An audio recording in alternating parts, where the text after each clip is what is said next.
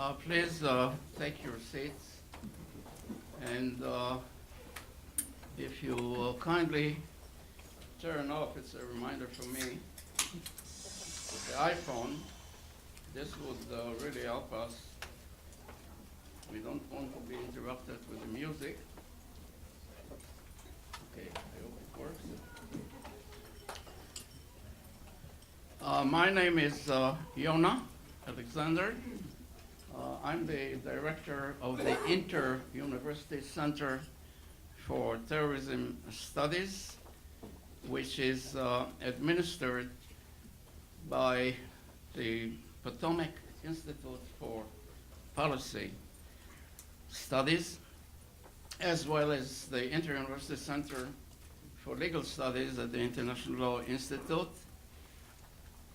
And I'm going to mention some of the academic activities later on. First of all, let me welcome our distinguished panelists right here for the first panel.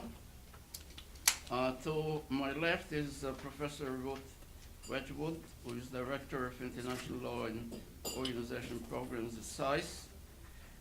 Next to her is Bruce Weinrod, who is the former Secretary of Defense Representative for Europe and former Deputy Assistant Secretary for European NATO Policy. And finally, Dr. Richard Weiss, who is Senior Fellow and Director, the Center for International Military Analysis at the Hudson Institute. I'm going to introduce them a little bit later on.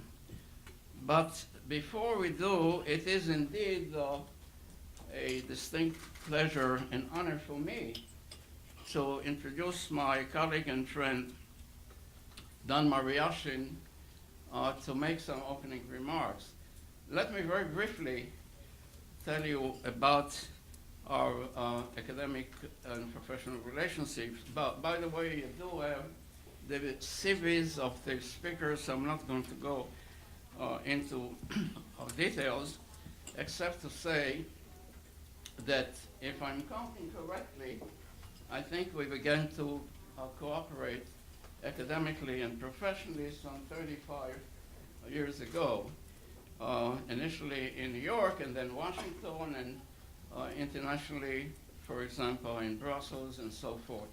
For me, it was a great honor simply because I truly believe that many of the challenges that we're facing can be dealt with not only by governments and international organizations, but also by different segments of the civic society.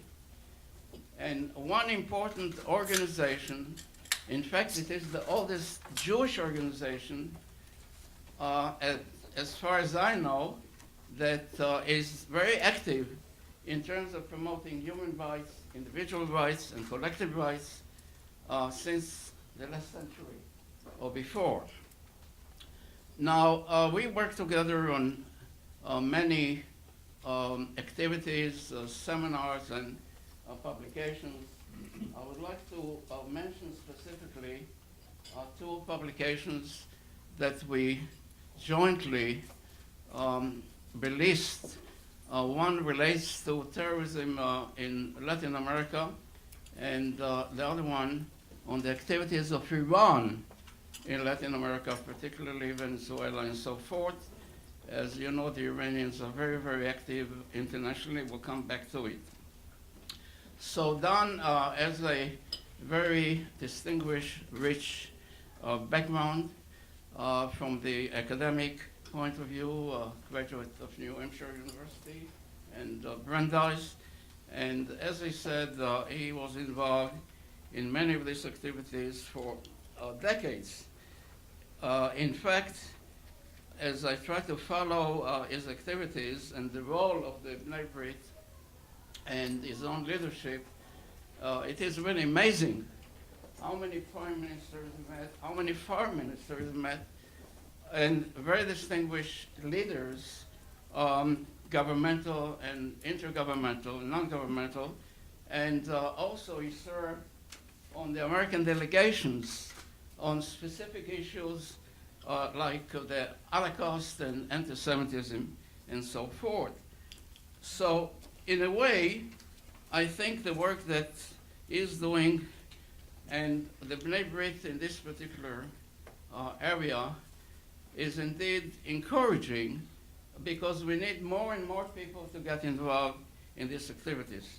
Now, he has a terrific team, and I would like to introduce at least two of them who contributed to our seminar today. If I may, Adriana. And then Eric, right here. And I know there are many others who are here, and without their assistance, obviously we couldn't have done this particular activity. So Don, why don't you open up our discussion initially, and then sit down and relax, and we can continue with our discussion.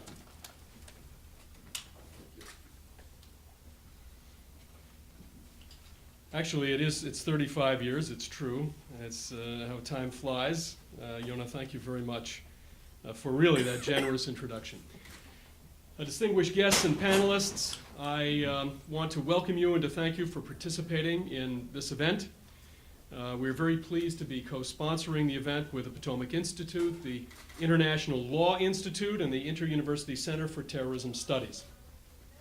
And we're particularly happy to be working once again with Professor Yona Alexander, who has been really a longtime friend of our organization. B'nai B'rith is perhaps the most widely known Jewish humanitarian, human rights, and advocacy organization, founded in 1843 and based in the United States. We also boast a rich history in pre-war Europe and a burgeoning membership throughout contemporary Europe. B'nai B'rith has long played an active role in advocating for the transatlantic partnership and for a strong European umbrella.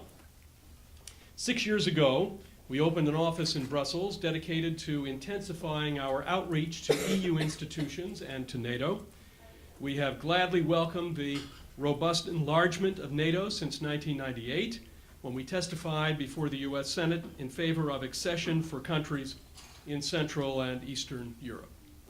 Similarly, we have welcomed the growth of the EU, the Organization for Security and Cooperation in Europe, and the Council of Europe, all of which have helped to strengthen democratic institutions, human rights, and security across the region.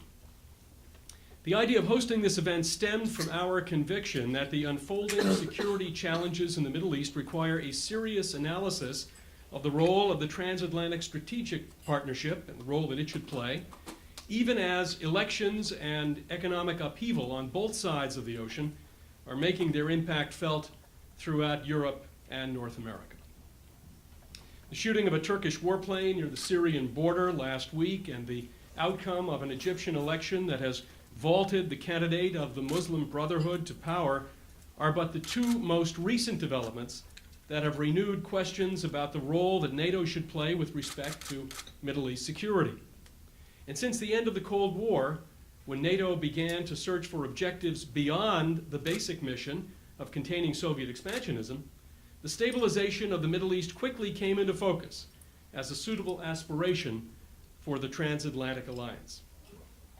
What resulted were two different programs for the post-Cold War era, both dealing with pressing threats emerging from the Middle East. One was the Mediterranean Dialogue, a body intended to provide a platform for Arab-Israeli interaction and to help work toward a common sense of security. And the other was the Istanbul Cooperation Initiative, which was designed to bolster regional security by offering countries of the Middle East practical bilateral security cooperation with NATO. Both the politics and the public diplomacy of these programs have been complicated, as NATO has had to confront popular doubts and navigate political sensitivities, even as it has successfully established points of shared interest. How well it has accomplished these tasks and what role lies ahead for the transatlantic partnership are among the questions that our program will address today.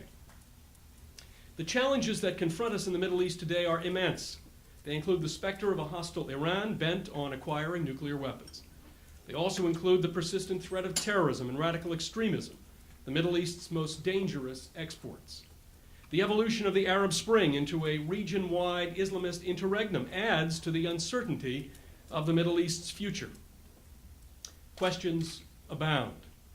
Will the Mohammed Morsi-led government in Egypt respect the historic Camp David peace treaty with Israel? Will it build radical alliances with Iran and its proxies Hezbollah and Hamas? Will the Sinai become a staging ground for even more rocket attacks against Israel? The ongoing brutal repression in Syria, on the other hand, should force us to examine not only the moral responsibility that the international community has to protect the Syrian people from the regime's violent crackdown, but also the consequences that would result from more resolute action by Western forces in this troubled part of the world. Should the recent downing of the Turkish fighter jet by the Syrians trigger a more forceful reaction by NATO? And finally, Iran's nuclear proliferation program continues to be, in our view, the most serious threat to global security, about which important decisions must soon be made. How will the transatlantic partnership continue to approach this threat? Is there a role for NATO to play? As the results of recent talks in Moscow proved, the Iranians will continue to stall, as they see no serious prospect of military action anytime soon. Will Russia cooperate more closely with the West on this issue? What is the meaning of recent meetings that Russian President Vladimir Putin has held with President Obama and Israeli Prime Minister Benjamin Netanyahu only within the last couple of weeks? We're very grateful to have today an extraordinary panel of experts who will address these and other important and complex questions. It is our hope that the discussion will not only raise greater awareness about the challenges ahead, but also generate a constructive dialogue on how the U.S. and Europe should confront these crucial issues of mutual concern together. Thank you. Thank you very much. First of all, many thanks for providing a very insightful framework for our discussion today. We'll come back to many of the issues, but I'm not going to let you go without presenting to you a couple of publications. One we had earlier this year related to the terrorism issue, the challenge in North Africa, West Africa, Central Africa, not only the Arab Maghreb, North Africa, Sub-Sahara, Nigeria, and then the Arab Spring. This was the initial one. Today we're releasing a report on the Arab Spring. We just received it from the printer, as we say, and I really hope you will have an opportunity to look at this and tell us what you think. Finally, would like to present to them the latest issue of the Partnership for Peace Review, which is a NATO publication, as you know, that I just received. We cooperate with NATO as well as international organizations. And again, I'm delighted that you are continuing to support our effort. And finally, we published a book this year on the Al-Qaeda. We still have to deal with that 10 years later, and that's for you. Okay. Thank you. So thank you very much.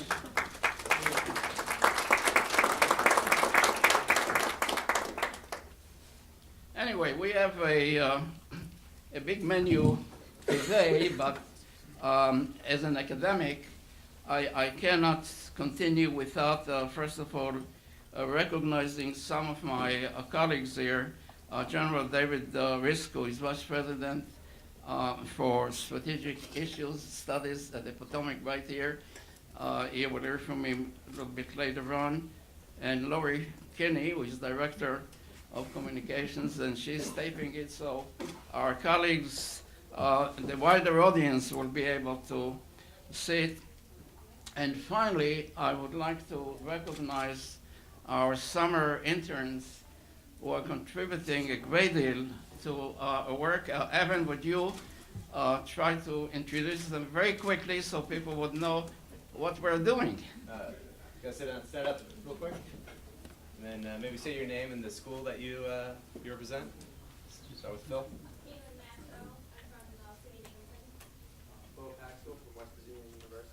I'm Erin Connell from Columbia University. Eric Bailey, University of Maine. Scott Zunexky, home. Charles Warren, University of Utah. Teresa Kozakowicz, New England Law.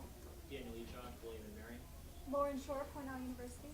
Isabel Casadio, Wellesley College. Dylan Jones, Vanderbilt University. Katarina Albino, Catholic University. Caroline Arbaugh, University of Georgia Law. Erica Gibbs, New England Law Boston. Chris Kelly, Trinity College. Naomi Pike, University of California, San Diego. Josephine Naron, Sciences Po de France. Keelan Estrom, University of Michigan. Thank you very much. And finally, last but not least, I would like to introduce Bill Mays right here from the International Law Institute, who coordinated our work and research on the publications, and is also a editorial advisor for the NATO publication and so forth. So again, I think we try to communicate to you that we're working very energetically on some of the challenges, and we would like to share it with you. Those of you who might be interested in this report or the report about North Africa or any of the other reports, please let our staff know about this, and we'll get you copies. Now, I would like to move on. I think then really put it in a nutshell. What are some of the challenges, the uncertainties about the uncertainties in the Middle East, and the atrocities that is unfolding in Syria, and the big problem with Iran, which is not only the nuclear issue, but the terrorism issue that we followed for decades. Again, let me remind you that what we're trying to focus on, and we have a very distinguished panel, is the role, for example, of the international community, international institutions. Of course, you have unilateral responses, you have bilateral, but for example, I think we have to look also, one of the options, the UN, particularly because the UN, obviously, as you know, is involved also peacekeeping operations, some 17 current operations and so on, and the question is whether the UN is capable of responding to some of these challenges. The other one, obviously, that we are working very closely with is NATO. According to different analysis, NATO is one of the most successful military alliances in history. It's too early to reach final conclusions, but at any rate, it does possess, as we know, military capability, the necessary command and control. And here we're talking about 28 countries whose major tasks are collective defense, crisis management, cooperative security through partnership. And then, of course, Dan also mentioned the European Union. We talk about 27 countries, principally an economic union, but at the same time developing defense and security capability. And then OSCE, the Organization for Security and Cooperation in Europe, which has about 56 members in Europe, in Asia, in Americas, and so forth. And they're interested both in the hard power and the soft power. And finally, I think another option is to consider perhaps the ad hoc coalitions, which are designed to be specific situations like the Libyan operation last year, or the first Iran-Iraq war, and the Iraq war in 2002, and so forth. And as you know, these ad hoc operations, they generally authorized by UN Security Council resolution. So the question is, do we have to develop some ad hoc mechanism for command and control to deal with this issue? So I'm going to call on our very, very distinguished panel to provide another framework on these challenges and the options for a response. Again, in the interest of time, I'm not going to go into details, but for example, Professor Ruth Wedgwood is very well known in Washington and around the world. She is a professor of international law and diplomacy and director of international law organization program at SAIS, and she has a very rich experience in government, in the academic work. She is a former professor at Yale Law School, and has extensive publications, and she graduated from Harvard and Yale. Ruth, if you want to sit there, it's up to you. Can I just sit? Okay, whatever is convenient. Well, I'm delighted to be here. I also had a wonderful time in the ladies' room where all the women with marvelous hats from the 1920s were, I don't know if it was Continental Congress reenacted, but it was the South of a different time. You didn't get to go, Jonah. And I always show up when Jonah calls, because he always has a good crowd. You never know quite who you're speaking to. I teach at SAIS now. I used to teach at Yale. Before that, I had a sultry nightlife, and I have continued it ever since, of having come late to international law, unlike Janie Wright's former boss, Anne Marie Slaughter, who was reared from the bassinet as a European. I came to international law after I had been a counterterrorism prosecutor in the Southern District of New York and had knocked about a bit. And I think it gives you a slightly more unwanted but ineluctably compelling Hobbesian view of life, that the world is as every Jewish boy and girl should know, even half Jewish girls, not a very friendly place, oftentimes. And you can quote the Magna Carta, and you might get David Rubenstein to buy it from you, but other than that, it may not protect you.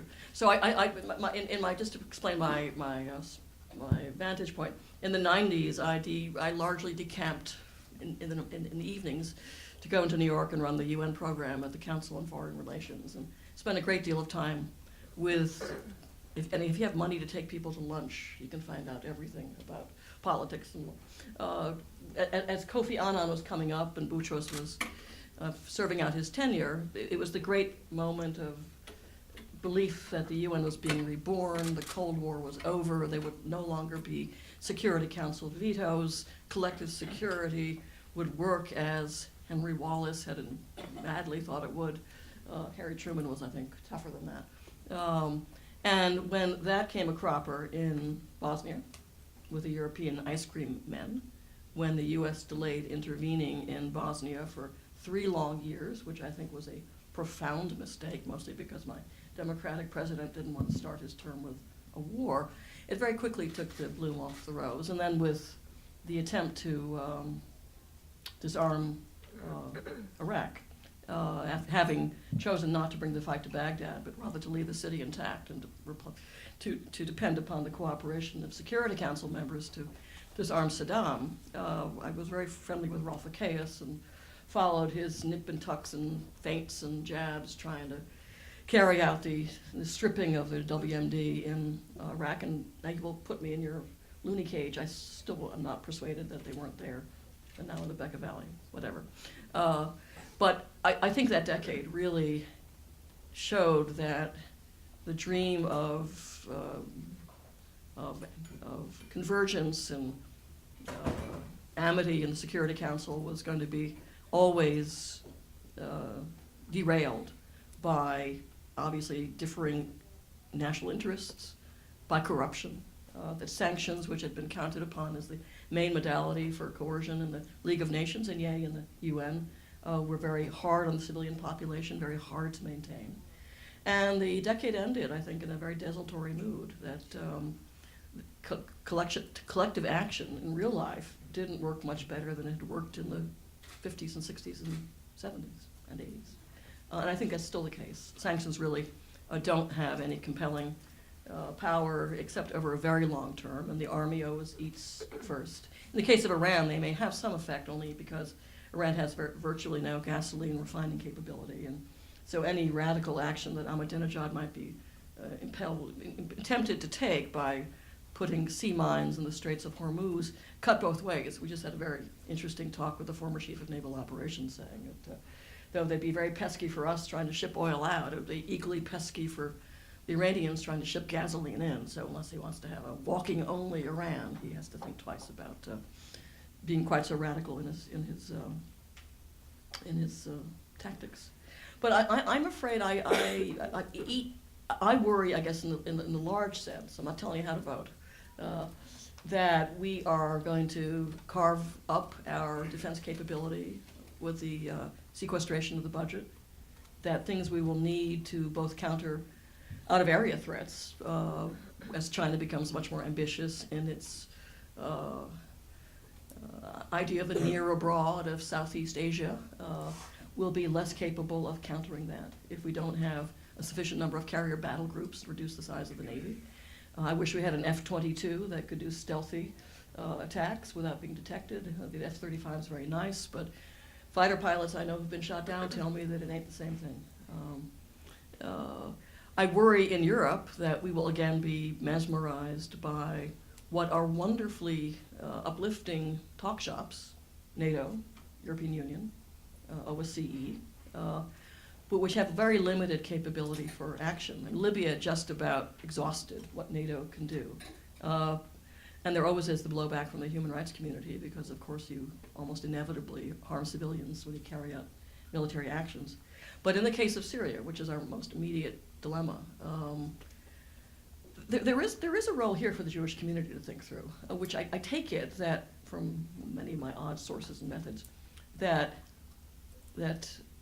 Assad feels some security because the Alawites have been the compromise of choice among the Christian community and, yes, perhaps even Israel. Better the devil you know. And therefore, there might be a reluctance to dislodge him. I've not talked at intimate levels with the Israeli politicians, but some people have told me that they think that Assad, one of his aces in the hole, is a kind of Israeli reluctance to topple him for fear of what might come next. And I take that point. But at the same time, his brutality at this point is beyond measure. He's made a fool of a person who's not a fool, my friend Kofi Annan, who's been made to look idiotic coming in with a mission and being utterly ignored. He makes, again, NATO look impotent. Any intervention would be very difficult because it's an urban terrain in which to fight. And really, air campaigns there don't work well. And we've seen that the Russians who I was at this funny little Munich Security Council in the mid-aughts, at the time when Putin, I like to call him Putin, he's prostitute in French. He comes here, takes off his jacket, and he says he's a tough guy. He's killed his tigers. And he was quite disrespectful to everybody at the meeting. And then Medvedev came in afterwards to make nice. But it was quite clear, Russia feels its own willful pride of place. And Sergei Lavrov, who I used to know in New York, he even wanted to be an assistant secretary general at one point. He was running for some UN post so he could retire gracefully. To see him now talking like a thug is very distasteful and dismaying. But clearly Russia versus Turkey versus Syria, and Russia has its own interests in the Black Sea, so that whatever the Turks are inclined to do to try to help the Syrian rebels is going to have the danger of a reaction by Mother Russia.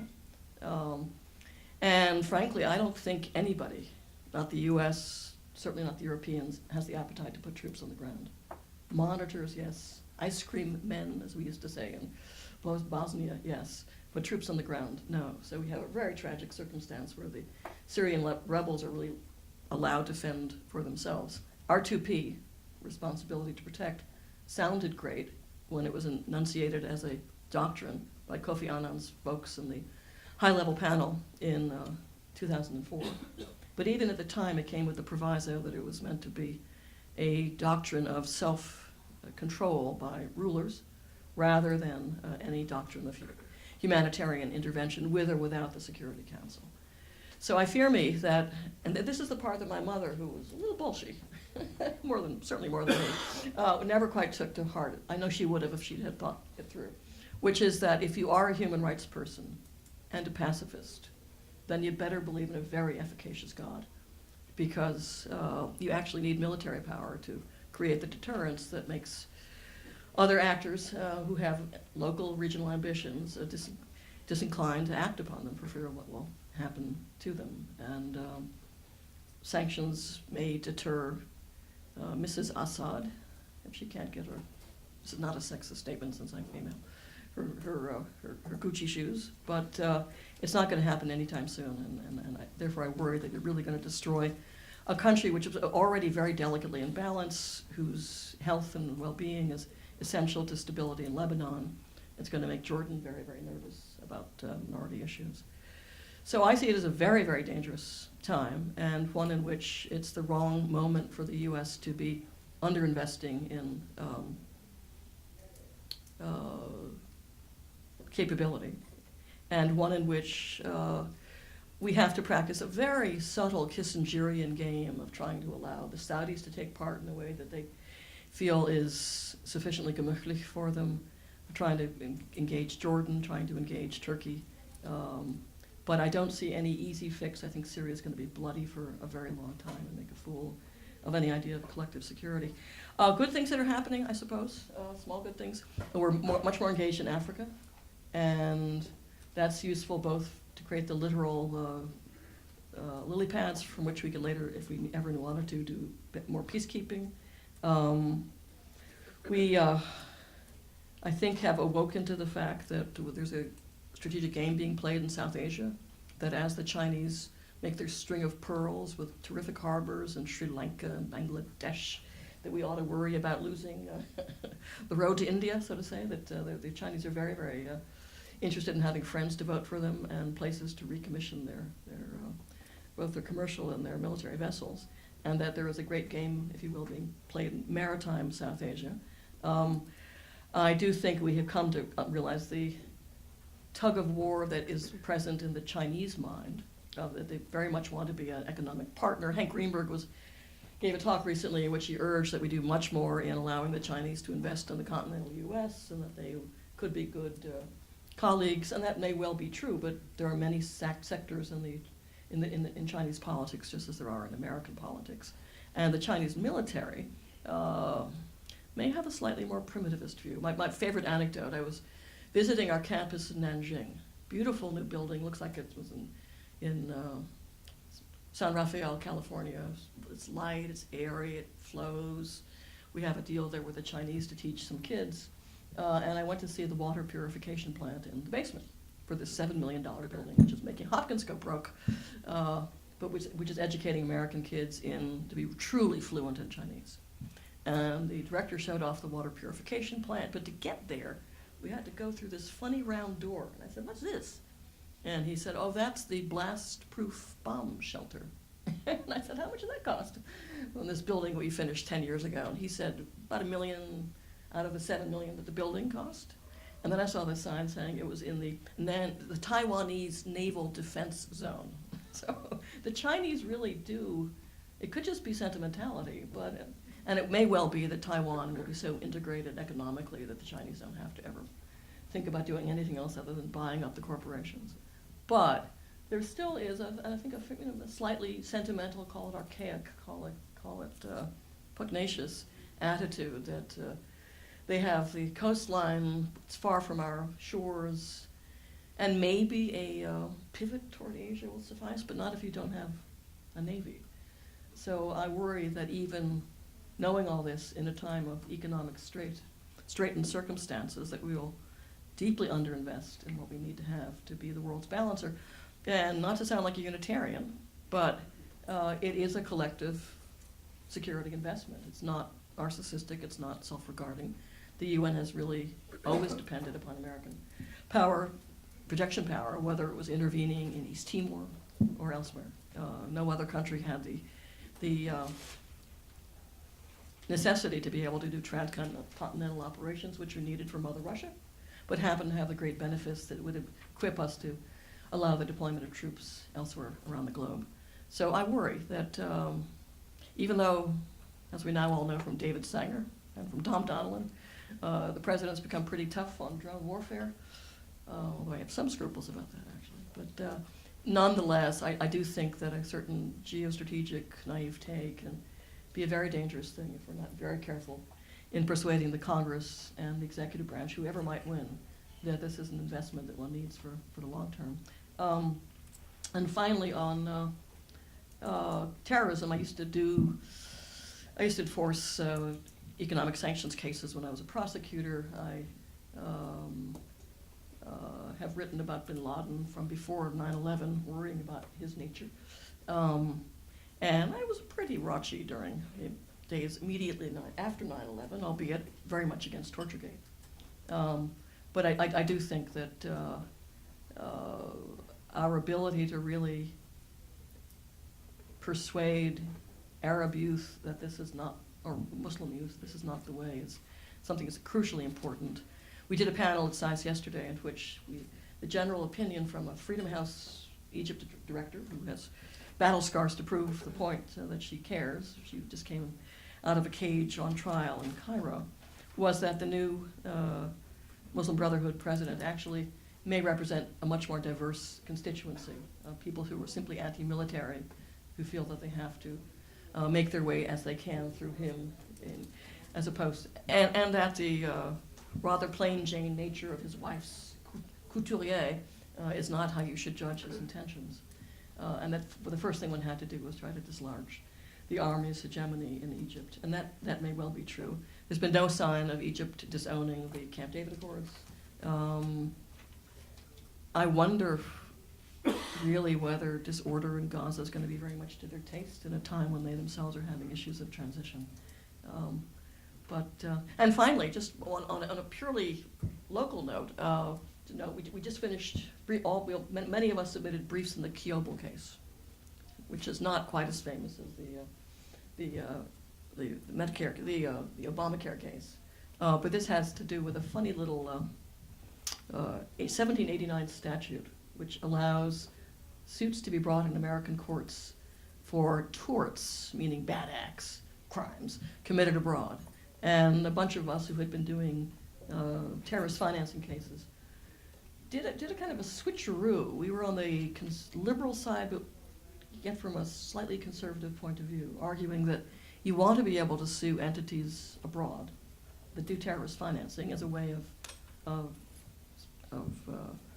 suppressing the ability to finance operatives abroad. And that requires that one be willing to, in fact, extend American judicial jurisdiction overseas, even if it might be seen as inconvenient by BP, Chevron, and other oil companies. So I think in many, many circumstances, the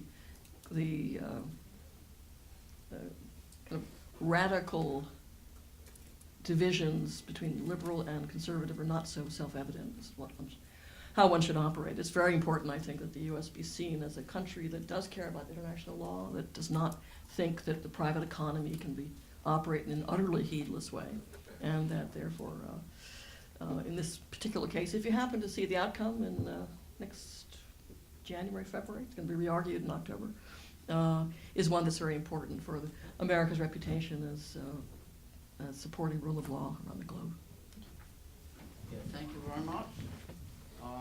Thank you for providing a very broad, I think, overview of some of the challenges and difficulties. And in fact, based on your very brief presentation, we can develop discussion, but we have a number of other panelists, but I cannot resist to make a academic footnote just in light of some of the things you said. 2 weeks ago I came back from Central Asia, and I was struck by the delegations, not tourists, delegations of Chinese and Russians who are not only interested in economic development, but to train the forces, the military and the police and all that. And what brings them together, we're focusing the so-called traditional Middle East, but the concern of the Central Asian republics and Russia and China is the attempts or the vision to establish a jihadist Kafkas, meaning to establish emirate portions of Russia, for example, the Caucasus, as well as Western China and all that. And they did establish, as we know, the Shanghai organization to deal with that. But in other words, it is really a global challenge, but we're focusing today particularly on the Middle East. Our next speaker, Bruce Weinrod, is also very well known in Washington and in Europe. I had the honor to meet him in the late 70s at CSIS at the time, and then when the Reagan administration came into power. And then he became the representative of the United States in Europe with the European Union and NATO. As I indicated before, he's a former Secretary of Defense representative in Europe and defense advisor, U.S. mission to NATO, and he was active for many years. I would also like to know that he was on the board of the U.S. Institute of Peace, who are doing a great job, as you know, in this area. He published extensively, and we look forward to his remarks. Veros, if you want to come here, or you can sit there. I'll just say thank you very much, Yana. I will try to focus a bit on the transatlantic partnership and Middle East security, and the primary institutional embodiment of the transatlantic relationship, I think, still remains NATO. And in that regard, I'd like to cover several points. First is an overview of the evolution of the relationship of NATO to the Middle East. And the Middle East can be defined differently, Greater Middle East, I don't know, but whatever way you want to look at it, it's fine. And secondly, key current and potential future issues for NATO in the region. Thirdly, key variables that could affect NATO in the Middle East. And finally, briefly on that classic question, whether NATO and assessment and how that might impact on this area. During the Cold War and the very brief initial period after the end of the Cold War, NATO really had almost no involvement with the Middle East. And I was in my first position in the Pentagon, 89 to 93, but during that period, there was one major involvement that affected NATO, and that was the first Persian Gulf War. NATO officially was not involved. At the same time, every single NATO member nation participated in various ways in the coalition, and NATO's logistics capabilities, which at that time were much more considerable than they are today, were in effect turned over to the coalition, and 80 to 90% of the logistics capability that was utilized in the Gulf War, the first Gulf War, was really NATO, was from NATO capabilities. So NATO, in effect, got engaged in the Middle East in a major way, in an indirect way, as early as 1991. After that, NATO did, in fact, begin to think about thinking more broadly, at least on the political level, political military level, about other regions of the world, obviously Central Eastern Europe, which became a major focus, but also, as Dan mentioned, the NATO established something called the Mediterranean Dialogue in 1994. It consists of 7 nations, Morocco, Egypt, Jordan, Tunisia, Mauritania, et cetera, and Israel. It's not done everything that one might hope, but it has served as a framework for NATO's interaction with these nations. And it's offered an opportunity for those nations, to the extent they've chosen to take it up, to involve themselves in a wide variety of NATO programs. 10 years later, NATO in 2004 at Istanbul established a similar program called the Istanbul Cooperation Initiative, which, as noted, currently has 4 Persian Gulf members. And again, that has also been available to these countries to participate in a whole variety of NATO programs to the extent that they choose. NATO also became involved. This is all to say that NATO in the Middle East is not something that's just popping up in today's headlines or with Syria. This is at a first impression. NATO's been involved in the region in various ways. After the U.S. invasion into Iraq, about a year later, NATO actually decided that it would follow up in its own way, despite all the political divisiveness that some of you may recall at the early point, and established a training mission in Iraq, a NATO training mission, NTMI for short, which in fact was operative and active in Iraq from 2004 through the end of 2011, when things wound down. And NATO was very active in training Iraqi military and paramilitary forces for quite some time. NATO also began to develop a at least a modest relationship with the Arab League, which it has had ongoing on and off in the last several years. And Middle Eastern nations have participated in several NATO military operations, including the Balkans, Afghanistan, and Libya. And I'll come back to the NATO-Israeli relationship, as I do want to talk about that. So there has been a rather consistent, broad, not necessarily deep relationship between NATO and the Middle East for quite some time now. Now we're obviously coming to some issues that are current or potentially could affect NATO's relationships and approach toward the Middle East. And let me just lay these out in a brief way. One issue or question is whether the two framework relationships, the Mediterranean Dialogue and the Istanbul Cooperation Initiative, will not only continue, but will in some ways be enhanced and become deeper and more systematic. Some countries may choose to, others may not, but there's a potential there for these to become very important connections for NATO and for the West in general into that region. Secondly, with respect to the Istanbul Cooperation Initiative itself, as I mentioned, there are 4 Persian Gulf nations currently members, but one notable exception is Saudi Arabia. If Saudi Arabia were to decide to join, that would be a very significant development for NATO's relationship with the Middle East. Not clear whether they will, but it's clear that they are at least thinking about it, because 2 high-ranking officials have visited NATO in Brussels in the last year or 2, and I think precisely with the idea of trying to get a better sense of what this is all about and whether they should join. And if Saudi Arabia joined, Oman would probably not be far behind. Third area is clearly Turkey in the Middle East, and that could take a whole discussion in and of itself. Turkey, in my experience going way back, has always been a little challenging in various ways, but it has clearly moved away from its relationships with the U.S., with NATO, and Israel as well, but not totally. And at least in my view, I think for the moment they still see a strategic value to certain relationships, clearly with NATO. So they have not broken those relationships, but it's a very challenging situation. So how that develops and evolves and where Turkey goes is going to be very important in general and for NATO's relationship with the Middle East.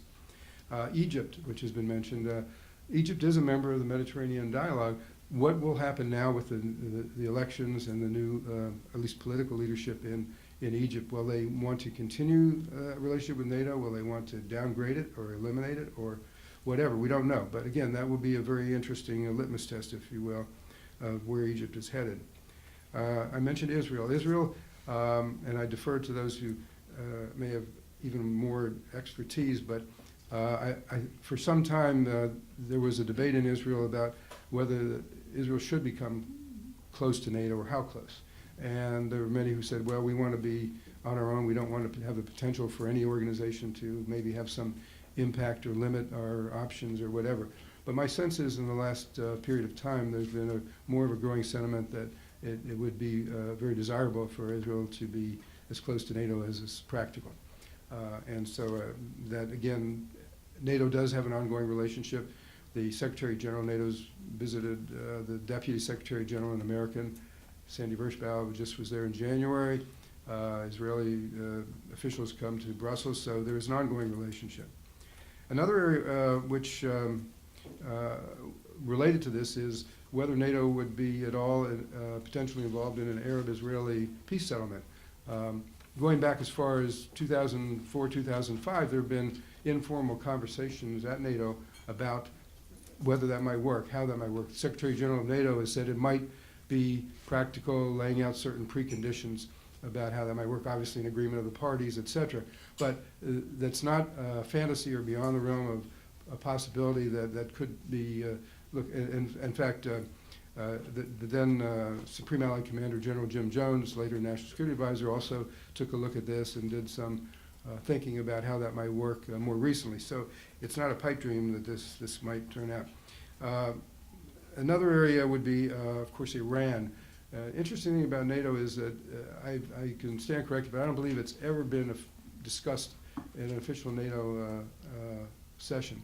And it's odd in a way, but for whatever reasons, every NATO country has decided that this is not a subject they think they want to bring up in the NATO forum in any at least official way. It could be. Everybody knows about Article 5 NATO, which triggers a response if there's an armed attack, et cetera. But Article 4 basically provides for the opportunity to discuss any issue that might be a security concern to the members. And Iran, I think, fits that bill. Iran has been discussed in an indirect way, at least in one context, and that's also relevant, a separate area that I would like to highlight, which is missile defense. NATO has, in fact, allocated substantial sums to developing a missile defense capability. Not a lot of people are really aware of it, but hundreds of millions of euros. And it actually has an initial operating capability. It will be able to protect deployed forces and logistics. And it will be added on to potentially to protect population and territory. One point about this is that one of the reasons that certainly the U.S. Raised as a reason to go ahead was because of Iran. And by the way, also Syria having potential with chemical and biological weapons. But in addition, the linkages that are there in this missile defense capability, the command and communications linkages, are plug and play in effect, and could be plugged into a Middle Eastern or a Persian Gulf capability as well. So again, whether that will happen obviously is political decision and technical issues come up and financial, but nonetheless, it's plausible. So this is another area where NATO could be connected to the Middle East. So let me get to the next area, which is what I see some of the variables that can affect NATO's role in the Middle East. One just came up recently was the election in France. France, under Sarkozy, made the decision to rejoin the military wing of NATO. It was a major decision for France. It was a huge decision for NATO. It has enhanced NATO in military sense. Whether the new president will want to pursue that or pull back will have an impact on NATO, but also what NATO does in the Middle East. France, as we all know, has historic and other interests in the Middle East and certain sub-regions in particular, and if they choose to see NATO as a vehicle for those interests, then NATO will probably become more involved. If they balk and don't want to do that, then less so. Same with Germany. Well, not the same, but Germany also can be a major factor in what NATO can and can't do in the Middle East. And, of course, the U.S., what we decide to do or not to do. The European Union, I won't go into detail, we don't have time, but obviously they have interests as well, and there are tensions and rivalries at time between NATO and the EU about who does what, when, and where, and what resources are available when resources are limited. And the last point about that is what are the views of NATO in the Middle East region itself? My sense from a great distance is that they have evolved, so to speak, that some years ago there was and outside experts would say NATO shouldn't get involved in the Middle East because there's this residue feeling about colonialism and all this, and it would just be a really negative reaction. Well, I don't think that's been the case, and I think it's less and less so. And I think overall in the Arab world, in these countries that we've talked about, there's a receptivity to NATO and working with NATO. So last, I thought very briefly about NATO itself and where it's headed and where it's been, which reminded me, Jono in his opening said something to the effect of NATO, it's evaluating it is maybe too soon to tell.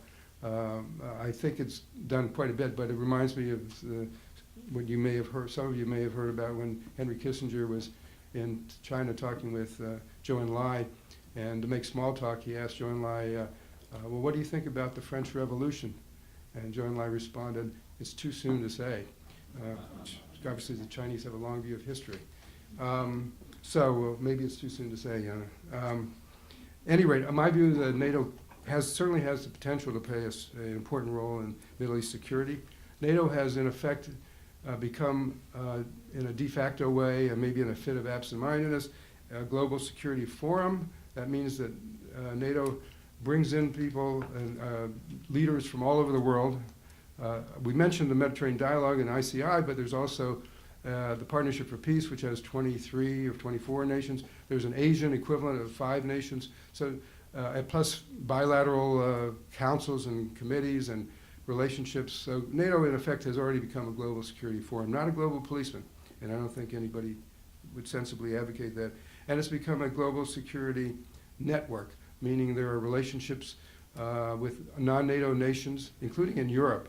For example, Sweden and Finland are not members of NATO, but they are there every day, and they're very active, and they participate in NATO exercises and military missions. There's a lot going on that people don't realize in terms of NATO capabilities that are not from NATO members, and it's been building. So I think there's a potential there. It could go the other way. NATO could fade away. It could become a hollow shell. Political cohesiveness, political will, willingness to devote necessary resources, all open questions for sure. And the other thing NATO is doing with this global military security network, I should say, is training and interoperability, so that there are nations that are, including in the Middle East, whose militaries are being upgraded in ways that will allow them to participate in coalitions, whether within NATO or otherwise, with the U.S., ideally, when needed. And in addition to civil-military relations issues, democracy building, security sector reform, et cetera, et cetera. There's a lot that is going on and potential for even more. So I would just close with that, Yona, that I think NATO has the potential, but it also could, in a way, fade away if it's not given the right political and military resources. Thank you. Thank you very much. Bruce, obviously you touched on many of the questions I know the audience probably would like to ask, but one of the major questions is who else is there to do something about the butchery, let's say, in Syria? Who is there to deal with the Iranian issue and so on? At any rate, we'll come back to it during the Q&A period. I want to move on to our friend and colleague here, Dr. Richard White, who has been very supportive of our work for a long time, and in fact, one of his recent articles is in the NATO publication, which we administer, and is known obviously for his work at the Hudson Institute as a senior fellow and director of the Center for Political Military Analysis. He published extensively many of these areas. I won't go into it. And just for our young interns, I want to mention that he tried to maximize his academic work. He graduated from Harvard, both the undergraduate and the PhD. And also he studied the London School of Economics and Oxford University. And despite all of this, he's a very nice guy. So I'm asking him to basically to focus on the impact in Turkey because of the most recent events and also the relations with NATO that Bruce mentioned. Okay? Thank you very much, Yona, for your gracious words. I can also say you're a really nice guy, and I just wanted to highlight the fact that Yona thanked all his interns, and he's always, every time I've been with him, he's always done that, very gracious of him. Not many people in Washington do that, so it's very nice. Also a little jealous, though, because some of these people I remember applied to Hudson, but I think they chose you and Potomac over Hudson, the internship program. So that's just a good testimony to your mentorship. All right, since I know I want to allow plenty of time for questions and discussion, I'm just going to focus in on one issue, which is the Turkey relationship with NATO and how that's played out in Syria, and outline why Turkey's evolving role in NATO, then discuss a bit the Syria crisis, and then end so that we can engage in a bit broader discussion. What's interesting is Turkey, it was a few years ago, there was a lot of doubt whether Turkey would even stay in NATO because it was looking like it was going to drift eastward in some people's views. It's actually become one of NATO's most important members. First, it's bringing many important assets to NATO in its third iteration. Just to remind people that NATO 1.0, it was set up to deal with the Soviet threat, keep the United States and Europe, and keep Germany and other countries within Europe from going into conflict with each other.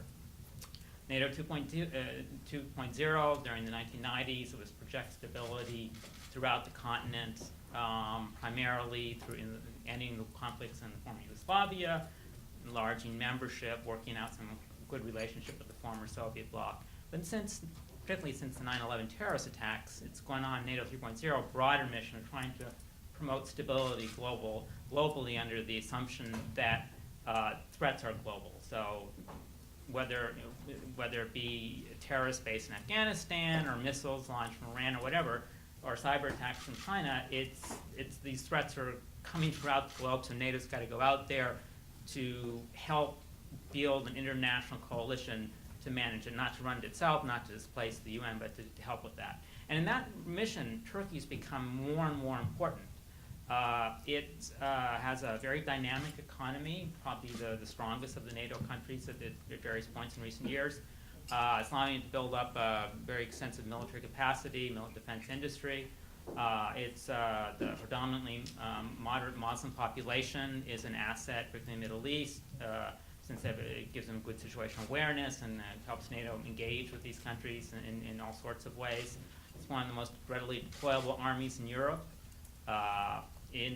Turkey's location is very good in terms of bringing into NATO all important geographic perspectives about the Balkans, the Caucasus, the Middle East, Eastern Mediterranean, and so on. In terms of concrete contributions, in Afghanistan, there are 1,000 Turkish soldiers, sometimes more, contributing to the NATO mission there. It's also been training the Afghan National Security Forces, promoting peace initiatives through the Istanbul process. And if there's going to be a peace between the Taliban and the Karzai government, Turkey will probably play some role in that process. Recently, the Shanghai Cooperation Organization recognized Turkey's potential in this regard and gave it a special dialogue partnership status. And so that could be very useful as NATO tries to work with the Shanghai Cooperation Organization, as NATO reduces its combat role and the SCO picks up its regional security role. In terms of missile defense, there's a good reason why Iran is never mentioned in these discussions, because Turkey refuses to allow that. They say that the missile defense officially is not directed at any particular country, it's directed against a generic threat. So it's like our defense program. We keep the same kind of programs. We don't say they're against Russia and China, we say they're against generic threats of instability or whatever. Despite that, and despite its efforts to improve its relationship with Iran, which has had its ups and downs, it took the very courageous decision to host the only early warning radar that NATO has right on next to Iran. And the Iranians understand what its purpose is to monitor Iranian missile launches. And Turkey made that decision, despite its efforts to improve relations with Iran, as part of what it saw as commitment to alliance solidarity. Other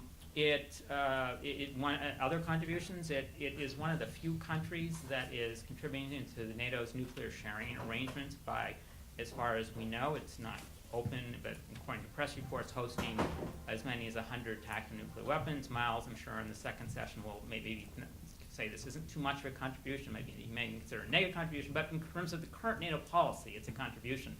Because NATO at some point may want to get rid of those, but it wants to get something in return, ideally reduction in Russia's tactical nuclear weapons. Its influence in the Balkans is strong. It's improved relations with Serbia. It's helping to deal with Bosnia and Kosovo and reduce tensions in that region.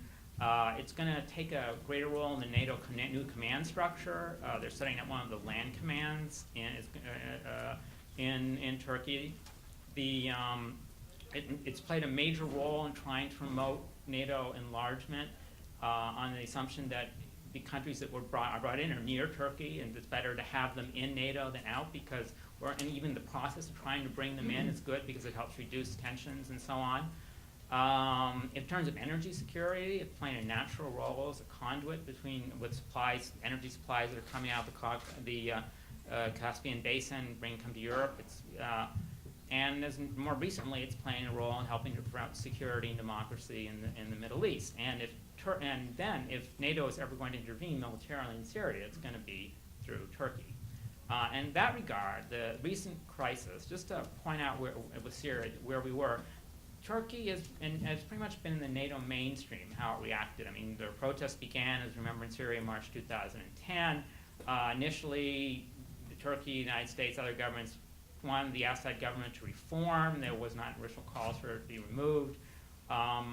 The Assad government either ignored the advice or said they would do it and then didn't do it and just relied on fig leaf reforms and basically alienated that, eliminated the possibility of peaceful reconciliation. And we sent into this violence, and Turkey has moved in step with NATO to harsher and harsher measures.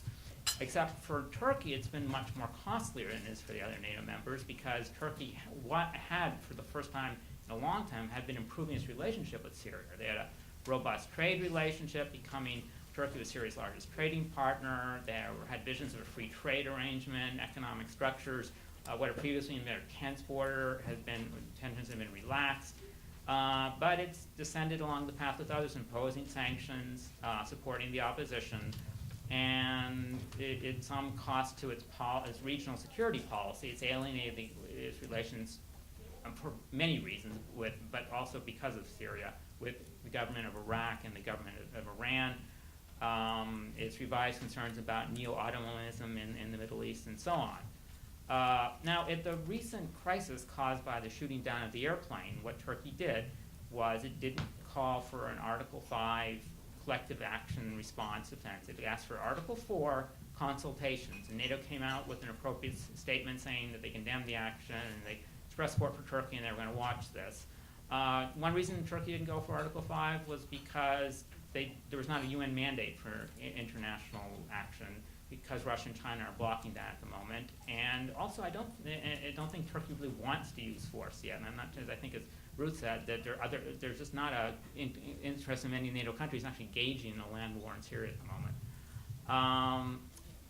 Now, if it was sufficiently important, if we see more provocations, then NATO might be willing to employ force, even without a covering UN security resolution. They've done this in the past. They cited humanitarian reasons.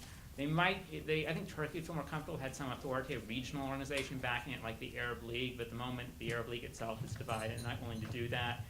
If Turkey does intervene, NATO would provide some support, probably not as obvious as in Libya. Maybe doesn't want to seem as if it's waging a crusade against Muslim countries in the Middle East. But for the moment, the Turkish public just doesn't want to go to war, and I think that's holding the government back. But it may have to intervene even if it doesn't want to. I mean, particularly the refugee crisis is going to be a problem because as the numbers grow, it just becomes very burdensome. Some of the camps are becoming now armed camps, or they're serving as places where the opposition collect weapons, train, and then intervene. The Turks, because of this border, the problem they're facing is, insofar as the fighting goes on in Syria, their flow of refugees is going to commensurate with the degree of oppression in northern Syria, because it's just going to flow across the common border. It's an easy way to escape the violence if you don't have much wealth or suffering. And this has been a problem. Turkey's experienced this before with what happened with the Iraq War of 1991, where a bunch of Kurdish refugees started fleeing north into Turkey, or at least in regions near Turkey. So Turkey, as far as I understand it, is thinking now about some of the kind of things that NATO developed during the Yugoslav War of the 1990s, setting up fly zones, safe havens, humanitarian corridors, some mechanism to allow people to escape the harm they're suffering from the Syrian regime and indirectly weaken the Syrian regime in the process. But we know from what happened in the 1990s that these kinds of arrangements are not that effective unless backed up by some kind of airstrikes or other military force. Now, another reason that is straining Turkish intervention is that Syria is not without means to retaliate, not only just by shooting down warplanes, but in particular, what the Syrian regime is good at is exporting terrorism. So they have their own links with the Kurdish terrorist group, the PKK, and there's been already some suggestions that some of the upsurge in PKK attacks in Turkey recently have been assisted by the Syrian government as a warning, a means to retaliate, and perhaps the Iranian government is involved as well. and then Turkey is of course also concerned about this spreading to a wider war because the Kurdish issue itself, as we know, transcends that, cuts across all those borders. So it's going to be in play if you start trying to intervene across borders. Not only is there the problem between northern Iraq and Turkey, but there's a large Kurdish population in Syria and in Iran too. So where are we now? We've got pretty much lousy choices. The regime in Syria has, I think, deliberately confronted us with a situation trying to polarize the choice between a radicalized opposition and an atrocious regime. And so the incentive is to back neither. So I think what Turkey and NATO can usefully do is try and unify, as it's been doing so far, the Syrian opposition around a more moderate platform, keeping the extremists from dominating it, since that's actually just plays in the regime narrative of they're facing terrorists supported by foreign elements. And I think that Turkey can play a role in helping to deal with that, since the camps are based on Turkish territory. And what we will also need is some good contingency planning. People in NATO to better think if the regime falls, or if something, if Assad resigns, what comes next? Because it's going to be like Libya, but worse. So we made this mistake in Iraq about not really thinking through what would happen when we replace the old regime without what's coming next. So they better have some good thinking about how they're going to deal with that following situation. Finally, just come back to where I began with the question of Turkey's role in NATO. Turkey aspires now to become even more prominent in the alliance, and it's reported in the Turkish press that the president of Turkey, who attended the NATO summit in May, actually wants to be the next Secretary General of NATO, which is fine, and it could be beneficial for the alliance, but there are two problems that Turkey needs to make an effort to try and resolve, as do we all. And that are the confrontation Turkey has with Israel and the European Union. These are important issues. I'm not going to go into the Israel-Turkey issue. I think people here are aware of that, of why that's happening and the problems. I think that over time, the events in the Middle East and geopolitical logic will help draw them together again. But it would help. I think the Turkish government could do more to assist that process.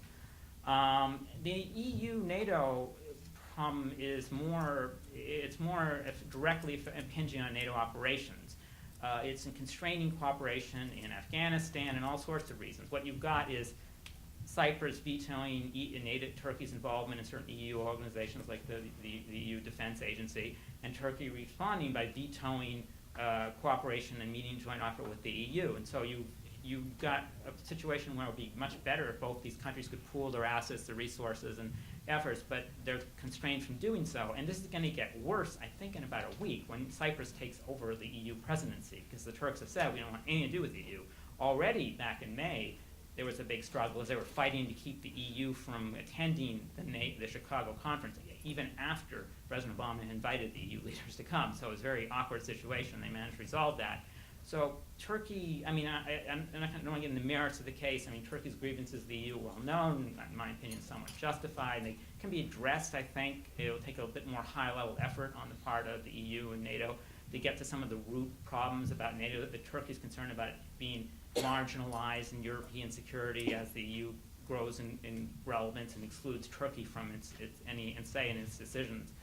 But Turkey itself needs to keep its bilateral disputes with the EU and Israel out of the alliance, not trying to be, if it wants to take over command the Secretary Generalship or other leadership positions in NATO, it has to think more as a collective NATO stakeholder rather than as a Turkish nationalist leader.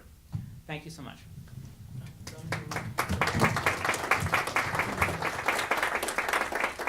You can see there are so many aspects to this, and we can have a special seminar only on Turkey.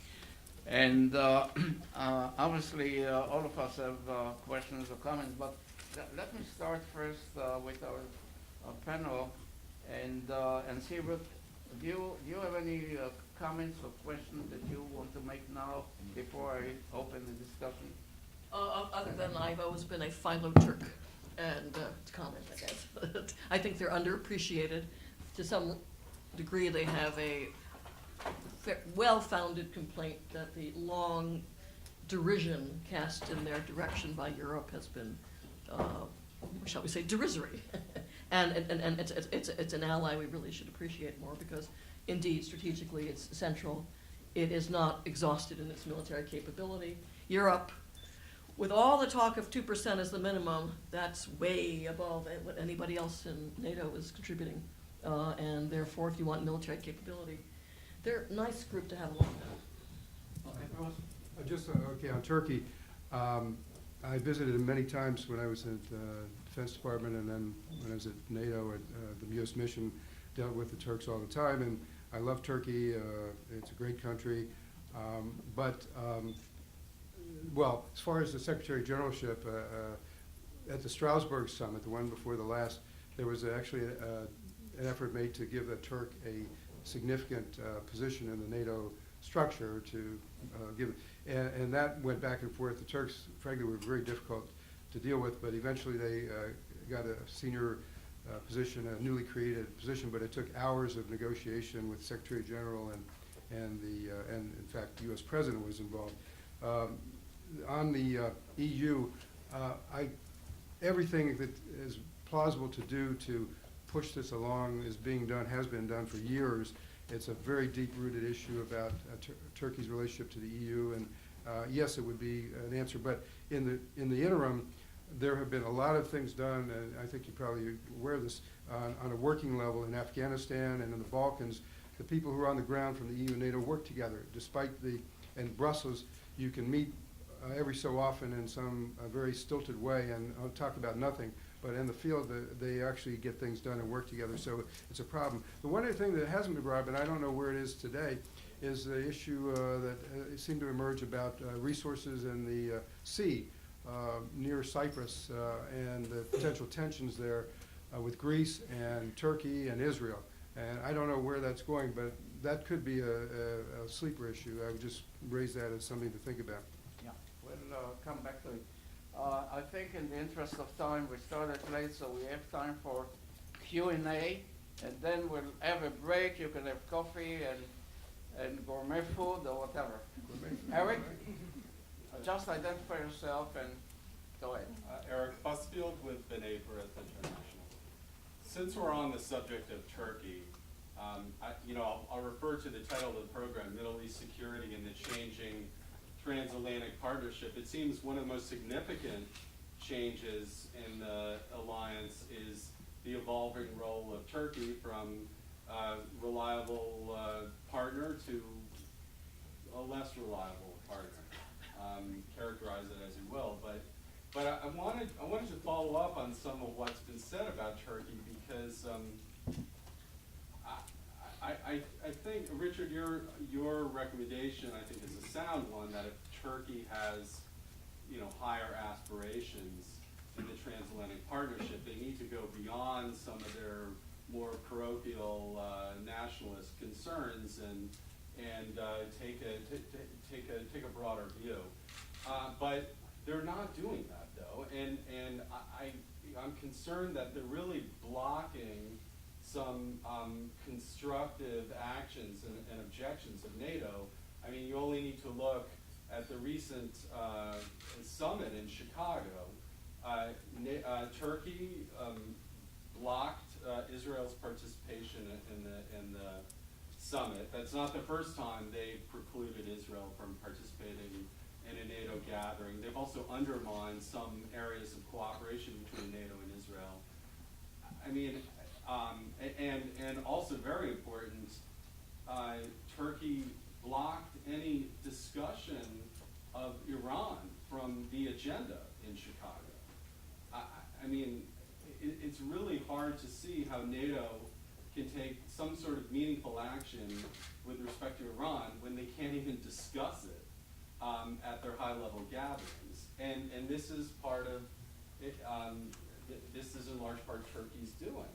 And so I guess what I'm wondering is, we know what we'd like to see Turkey do or not do to play a more constructive role, but given the current trajectory, I mean, what can we realistically expect with Turkey playing the role that it is? How can we bolster the relationship between NATO meddling in the way that it has? How can NATO act, constructively on Iran? What sort of path are we headed on? Officially, the question came up about Turkey and Israel, and there was no formal Turkish veto about Israel attending.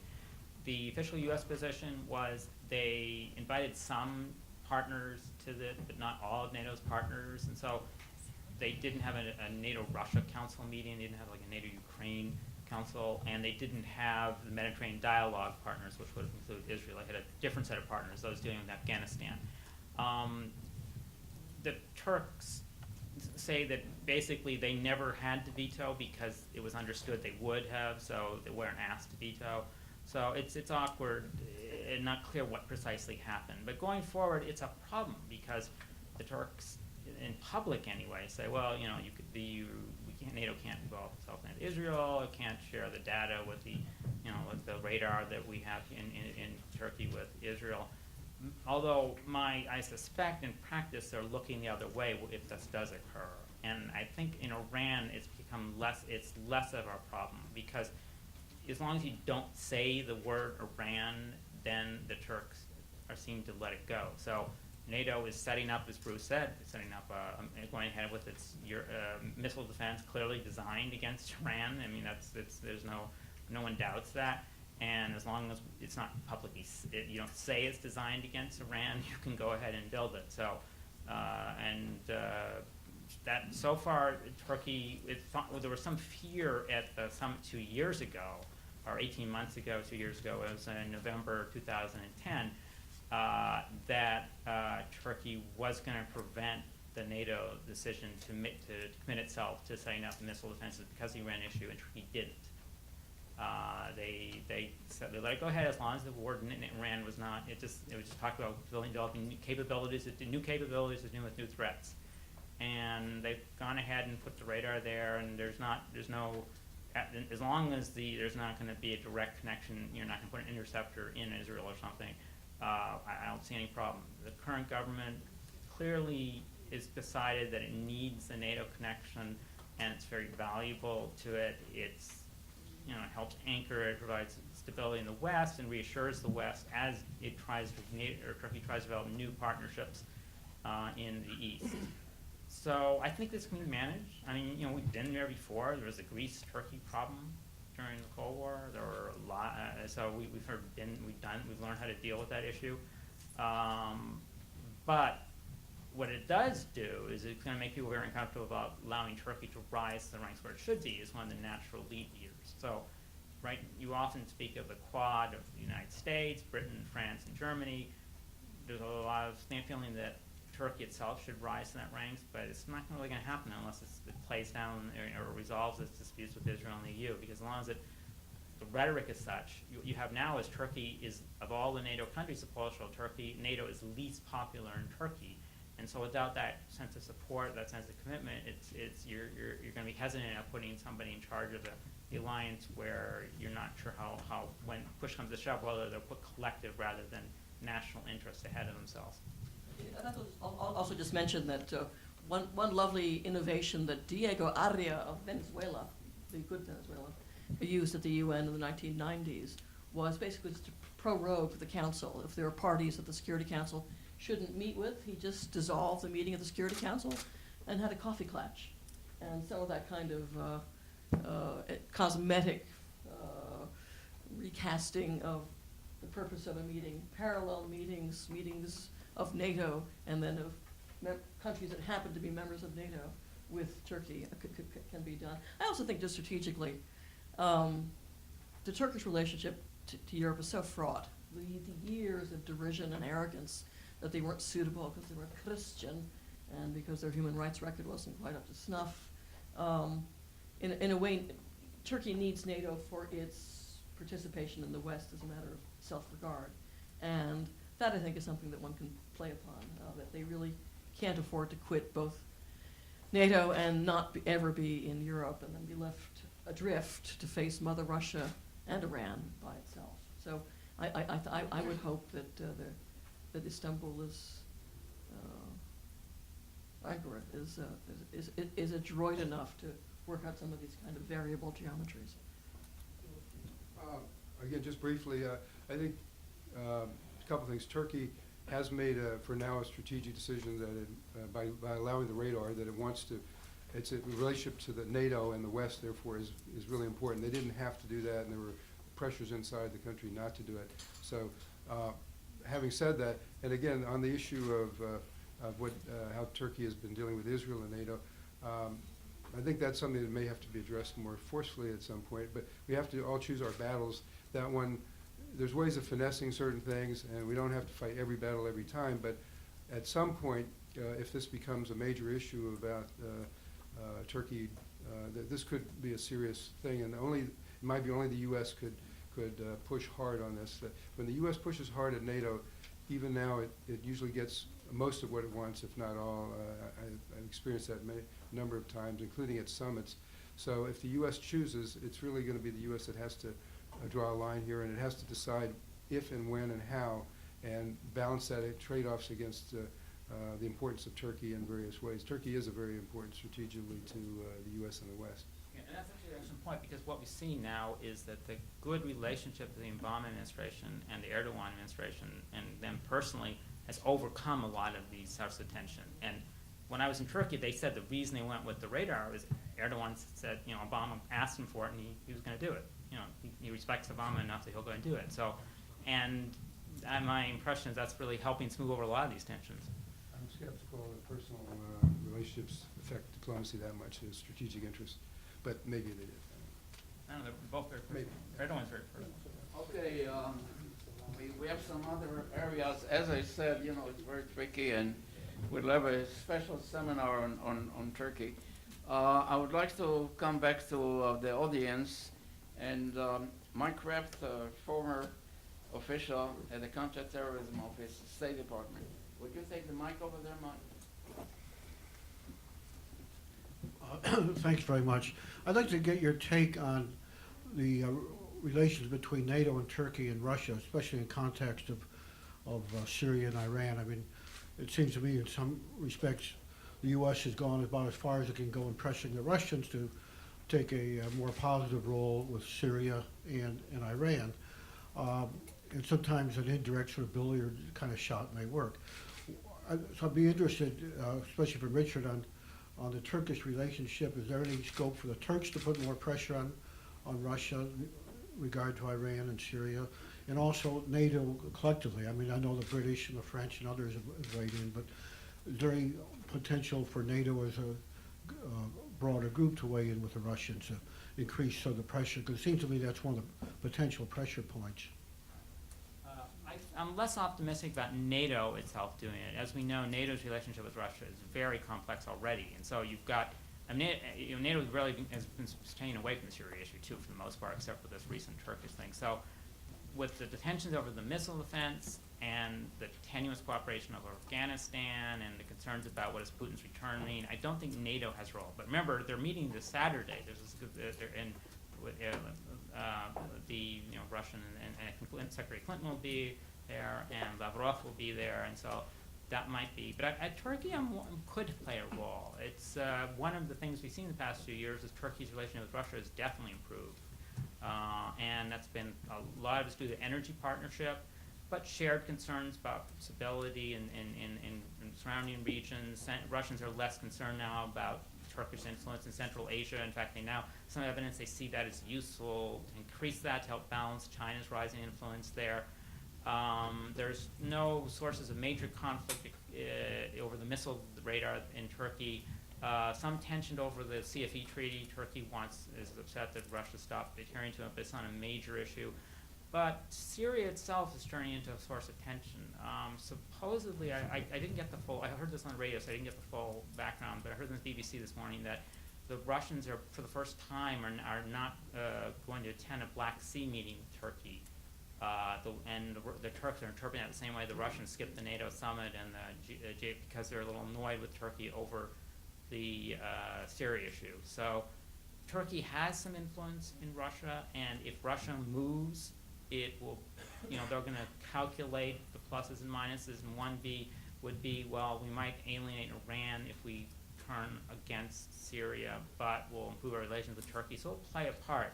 But it's going to be tough because the Russians have they've made their calculation. They still think it makes sense to try and support, if not Assad himself, then the current regime. And as we know from the center of gravity, Clausewitzian sense, it's not Assad. It's not in Libya. It was clear once you get rid of Gaddafi, the weird regime would fall because it was so centered on him. In Syria, it's really a collective regime. So I think that Assad, the person, matters less than this, collective Alawite military intelligence business supported by some minorities, Kurds and Christians. It's an odd mixture, but it's a strong collective regime that one moving the top person who wasn't even supposed to be president probably wouldn't matter. The lever for good or for ill, but maybe one that we can exploit as well, is that Mother Russia surely wants to keep its warm water port in the Med. And whether a successor regime would necessarily guarantee that, but certainly a non-obstante from NATO that we're not going to use the transition of regimes in Syria to in any way at that time challenge Russia's presence in the Eastern Med, which we probably don't like very much, but live with successfully. As you can see, we can continue this discussion. I will have to close this particular session of the panel. Just a quick footnote that I cannot resist. It seems to me, again, it's not a prediction, it's a analysis of the situation on the ground in terms of the relations between Turkey and Israel. I think we should be reminded all the time what Lord Palmerston said about friends and enemies. What is really permanent our interest. And at least from my very limited experience in the region just recently, I think what we're going to see in the coming months, some effort to reconcile the differences between Israel and Turkey, because Israel needs Turkey and Turkey needs Israel, and there is now a new coalition government in Israel, and some ministers in the government are trying to push for some modus vivendi, or whatever you want to call it, to resolve the problems between Israel and Turkey on the security issues, economically, and so forth. At any rate, I would like to thank the very rich contribution of the panelists. If I may, I would like to present each and every one copies of our report. The first one is this report on the Maghreb in North Africa, which again is causing a lot of problems because of the linkages of the terrorists there, the Al-Qaeda, the Shabab, and the Boko Haram in Nigeria. So I hope you will have opportunity to look at that. And our new publication, as I mentioned before, on the Arab Spring, keep you up at night. And finally, a copy of the NATO, again, NATO publication here. We have the article. Yona is gone to Yeshiva book. That's true, that's true. I'm not going to give you a copy of the Al-Qaeda book because I couldn't carry it, but we'll get it to you.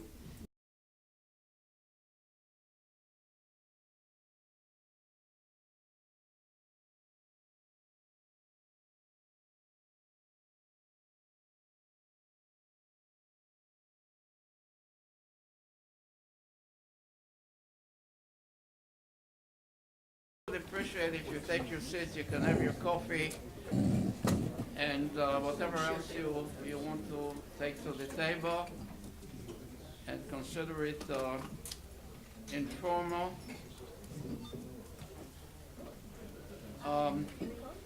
I was told that we really have to finish on time. Otherwise, they're going to evacuate us from the building. So let's consider our seminar today as a beginning and not an end of this discussions. So I want to really to move on our second panel. As always, I have all kinds of footnotes, reminders to put in some perspective. Because look, we're discussing the Middle East, and one way I think which can be useful academically and professionally is to look at the lessons of history. And the way, at least I'm doing it, I'm looking every day at the calendar, the terrorist calendar, to see what actually happened, let's say, in the month of June.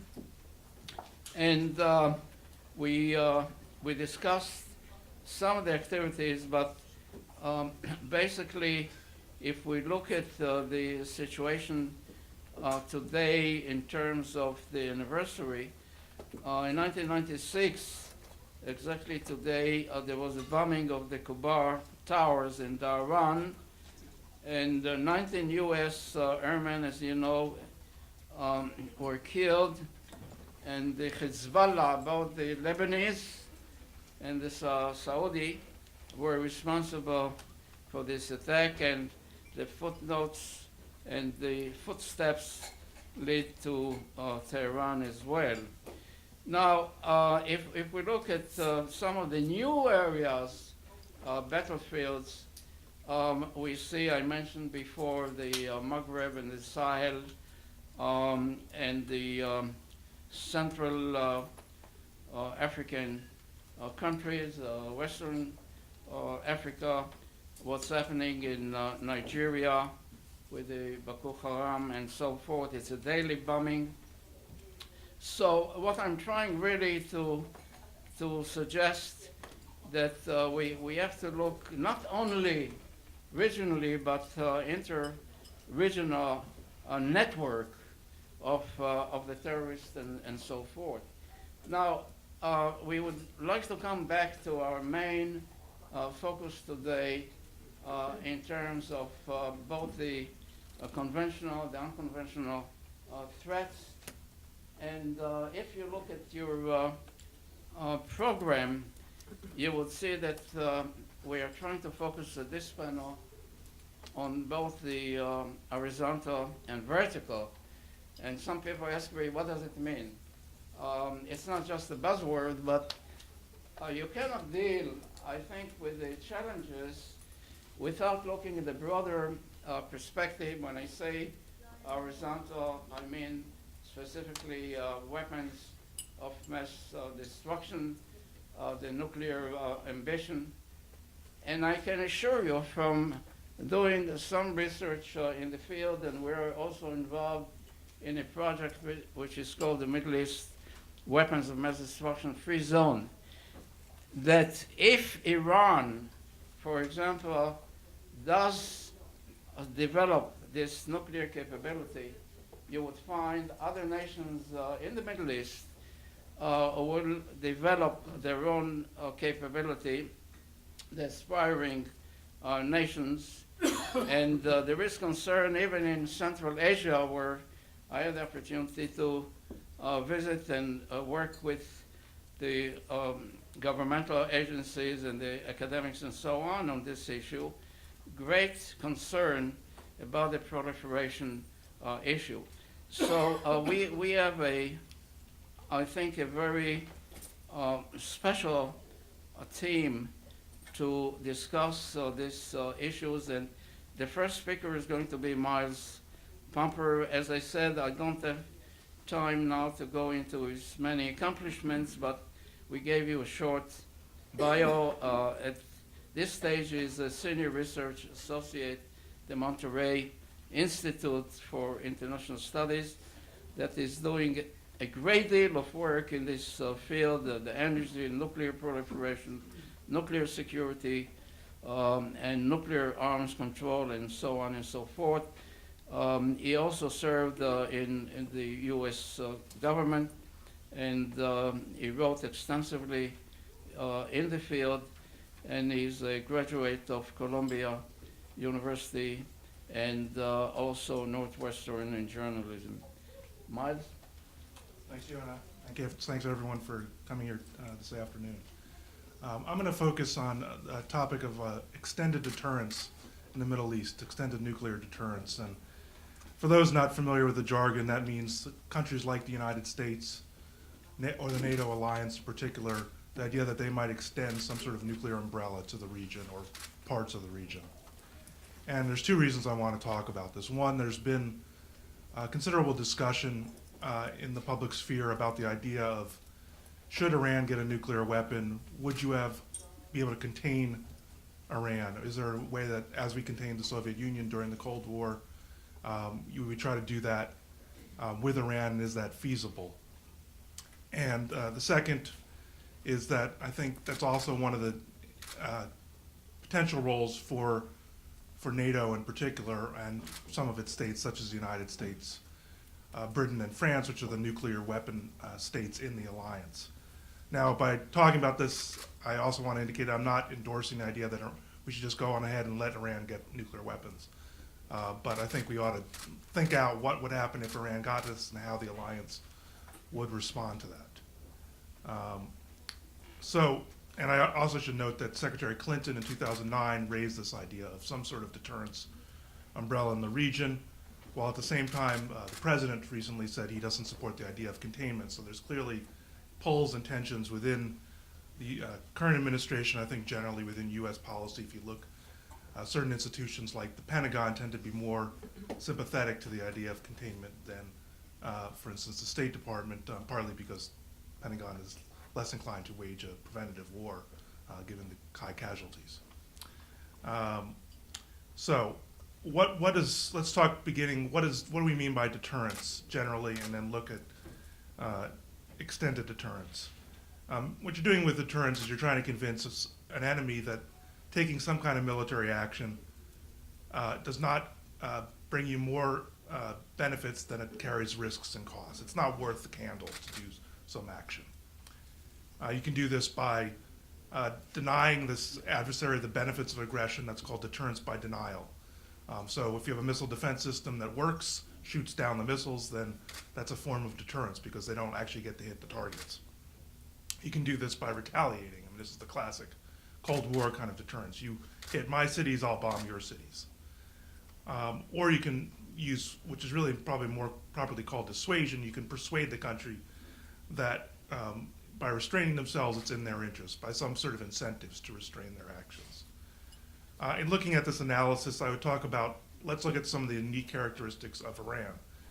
I'm going to make the assumption, and I know some people might challenge it, that it generally acts as a rational actor in terms of in the sense of it's open to calculating the costs and benefits of its actions. It doesn't do things that are not in its national interest. Now, what its perceived national interest is another matter, but it's calculating the costs and benefits. On the other hand, it's an opaque government. We don't really have a lot of sense of who makes the decisions, how the decisions are made in Iran. And it's hard, if you get into a deterrence relationship, to know where the lines of authority are. When we were dealing with the Soviets during the Cold War, they had a very clear top-down structure. We knew who made the calls, who you had to influence there. It's not so clear in Iran. Is it Ahmadinejad? Is it the supreme leader? Is it people in the Revolutionary Guards? Is it the defense ministry? So on. And Iran also has a clear tendency towards brinksmanship. It likes to play things up to the edge, and that can create crises and misunderstandings. So what are we really concerned about deterring if Iran were to get nuclear weapons? Clearest thing we would be concerned about is that Iran would actually use the weapons against our allies in the region or outside the region, NATO or the United States. In some ways, this might be the simplest one kind of deterrence to plan for, in the sense that we know how to do this. Nuclear use could be met with some sort of response from NATO or the United States or other countries in the alliance. Other cases might be less clear-cut. Iran might be emboldened by having a nuclear weapon to pursue more terrorism, or to support more terrorism, or subversion, or other kinds of actions. So how do we deter those kinds of actions? And also more conventional attacks.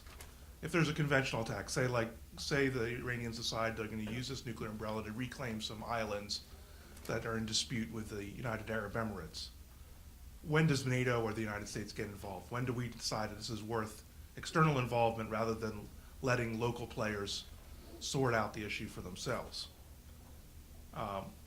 Should we be involved if Iran steps up its support to Hezbollah and other countries, or should we just let Israel, other terrorists, let Israel take care of this as it has in the past?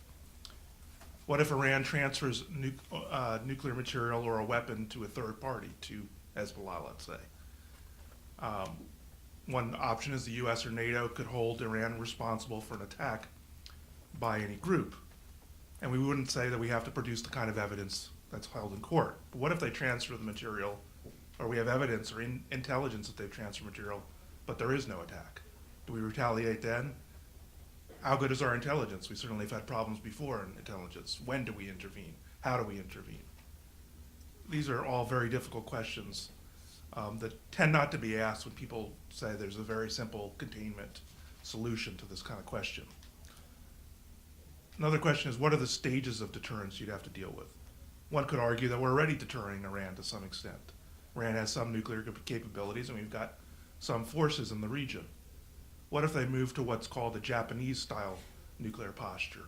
If they had the capability to have forces, but they didn't actually test weapons, they didn't show it. What if they move to a capability that's like Israel, should I dare say?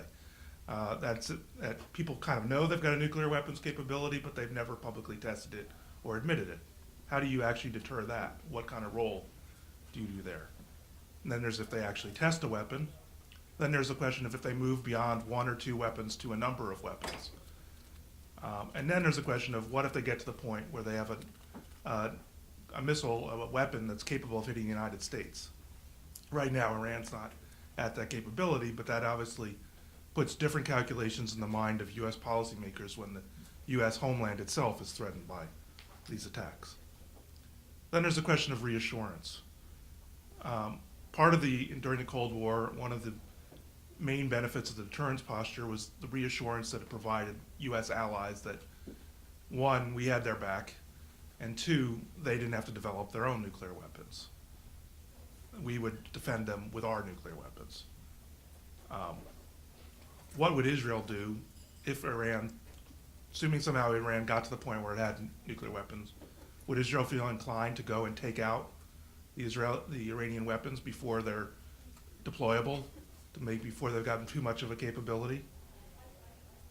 Israel's reported to have what's called the second strike capability. That is, it's got nuclear cruise missiles on submarines, so that if Israel's attacked, the Israeli homeland's attacked, Israel would still have a capability that would survive that could attack Iran. But does that matter in the case of Israel? Israel's a pretty small country. I think the supreme leader said at one point, no, it was Rafsanjani said, Israel could be knocked out with one or two nuclear weapons. Does the second strike capability matter in a country that size? What do we do to prevent Israel from changing its nuclear posture so that it's not an opaque posture? That Israel doesn't suddenly feel like we've got to announce that we have nuclear weapons. That would create a lot of problems for the United States in the region. Israel might face its own pressure to disarm at that point. Iran could go to the world and say, okay, we'll get rid of our nuclear weapons if Israel does. How does Israel respond in that situation? And what kind of reassurance would Israel want? Would it want a reassurance from the United States or from NATO that we would be willing to retaliate if Israel was attacked by nuclear weapons? Or would Israel see that as undermining its own deterrent? Then there's the Gulf states. They'd like to see us, they'd probably want to see some reassurance, but they also don't want to provoke Iran too much. There's going to be undoubtedly, during the Cold War, there was always, I think it was de Gaulle said, is the United States willing to risk Washington for Paris? are we going to risk New York for Riyadh? I mean, there'd be, reasonable doubts in the region. This would also support, putting a greater U.S. Presence in the region would support the narrative of Al-Qaeda and other people opposed to U.S. influence in the region, that we're just kind of propping up these venal, corrupt regimes. So what you're likely to see is the Arab states kind of hedging between different options. Some, they'll probably try to acquire more conventional weapons from the U.S. They'll probably try to get more civil nuclear technology as a way to getting into the nuclear game themselves. They'll try not to offend Iran. I think the biggest risk, as someone alluded to earlier, is what happens to Saudi Arabia. Most of the other countries they don't have a nuclear capability. They don't have a relationship with the country, but Saudi Arabia is believed to have bankrolled the Pakistani nuclear program. So Pakistan might sell them nuclear components. Pakistan could decide to, it already has missiles which Pakistan has military folks in Saudi desert. They can move nuclear weapons to Saudi Arabia and provide an extended deterrent. What would that do to India? And then, that might be more popular with the Saudi public because then you'd have Muslims rather than infidels on Saudi territory. So what kind of, if we got into this posture, what kind of reassurance would be needed, and with which country? Would we want formal alliances? Would we want some kind of declaratory policy? That is, we will carry out nuclear retaliation for a nuclear attack or nuclear terrorism.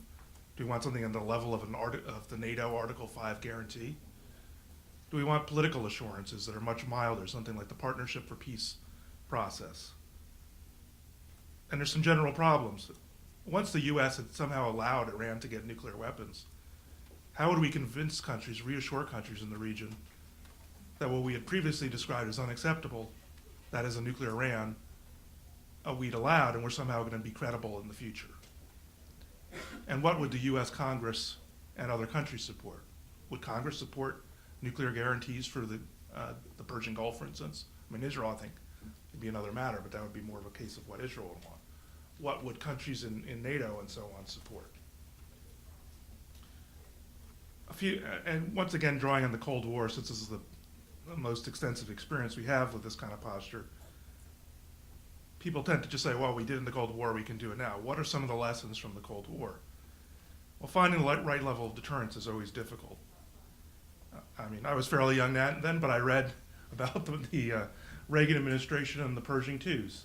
This was a problem of having, we decided that we had to deploy medium-range missiles, intermediate-range missiles to Europe, and this provoked huge protests in the region. We thought this was needed to counter there. So that was a problem of being too much deterrence. Other times, countries would be concerned that we were providing too little deterrence. Trying to strike the right balance with your partners' political priorities is very difficult. Then we have got the nature of the very different allies we'd be dealing with. We don't have the large conventional deployments we would have in NATO to back up any nuclear deterrent. Some of the countries have strategic deterrent conflicts between themselves, not least of which is the Israeli-Arab conflict. When we were dealing with the Cold War rivalry, we had two pretty evenly matched, one might call responsible in the sense of chains of command countries, basically believing in a status quo, who knew each other well. The Iran-U.S. relationship has none of these qualities. We're dealing with an opaque and unpredictable political system, a revolutionary power, an asymmetric relationship. I mean, we have so much more than the Iranians have, and greater opportunities for misunderstanding and miscalculation given the history of the U.S.-Iran relationship. And then we've got the importance of third parties. How would Russia, China, India, and Pakistan react to U.S. or NATO extended deterrence? So how would we do it? We'd want some kind of, it's very important in looking at deterrence is to have a visible presence in the area, local balance of forces. Now we've already got some presence in a number of the GCC states, but not Saudi Arabia, and we'd create political strains if we did it. Now we're already beefing up some of our conventional forces, particularly air and naval forces. There was a story today that 4 more minesweepers are going to the Gulf. A number of the other countries, the French have a carrier in the Gulf, the British have minesweepers, the Koreans have conventional troops, and the Germans actually supply the nuclear subs that a second strike deterrent for the Israeli nuclear force. But there's a number of other capabilities that could be added. We'd also have to deal with Iran's efforts to develop anti-access and area denial capabilities, and we need to find a way to better communicate with Iran about what we're doing. And we don't have a red line or any of those kind of things. So finally, who does the deterrence if we were to do it? Where would NATO fit in? How much would be NATO? How much would be the U.S.? How much would be other countries? What, I'm trying to think of some useful roles for NATO. I could see there could be some reincarnation of what we did in the 1980s when we flagged Kuwaiti tankers if there was a problem with the Straits of Hormuz, something that flew under the NATO flag, that all the oil vessels from friendly states could have some sort of NATO protection. Making sure that the Straits of Hormuz are open, some sort of cyber warfare from the alliance, in addition to what we're already doing with the Iranians. And the missile defense system, which is already in place both in Europe and what's being constructed in the region.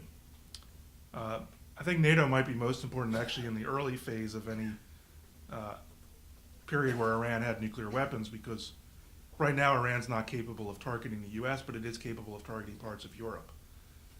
So NATO would have a direct stake early on, much more direct stake in a way than we would. NATO would have to develop some sort of principles of retaliation, when it retaliated and when it didn't. And it would have to consider having the capability to target Iranian nuclear missiles before launching. But there's downsides for NATO as an alliance in getting involved. I mean, NATO is a very rigid structure. It's not designed for this kind of potential crisis management. As we saw in Libya and elsewhere, it doesn't have a lot of capabilities right now that really aren't just US capabilities. It's got, you're talking about a mission with an uncertain duration. There's an uneven willingness of countries in the alliance to lend political support. There's a lot of concern by countries, particularly in Eastern Europe, that the alliance is too tilted towards out-of-area operations. And there's the question about how we would deal with the Israeli concerns versus the Arab states. So I would say probably the most likely role would be for the nuclear weapon states in the alliance to have some kind of coordination rather than trying to do it as an alliance policy. Some sort of mini NATO coalition of the willing in that case, maybe more formalized at that stage. Thanks. Okay, thank you very much.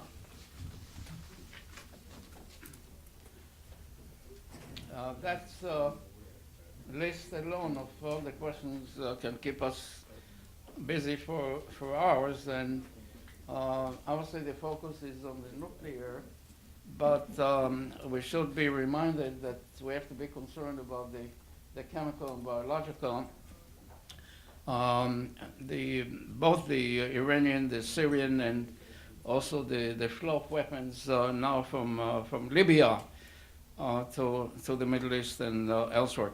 Now, fortunately, we do have a member of our panel who just returned from the Gulf, if I may say so, Michael, that you are bringing now a fresh view on what's happening related to Iran, the challenges to the Atlantic ties, and the question of the Atlantic ties not only to the Iranian but the European and the Gulf states.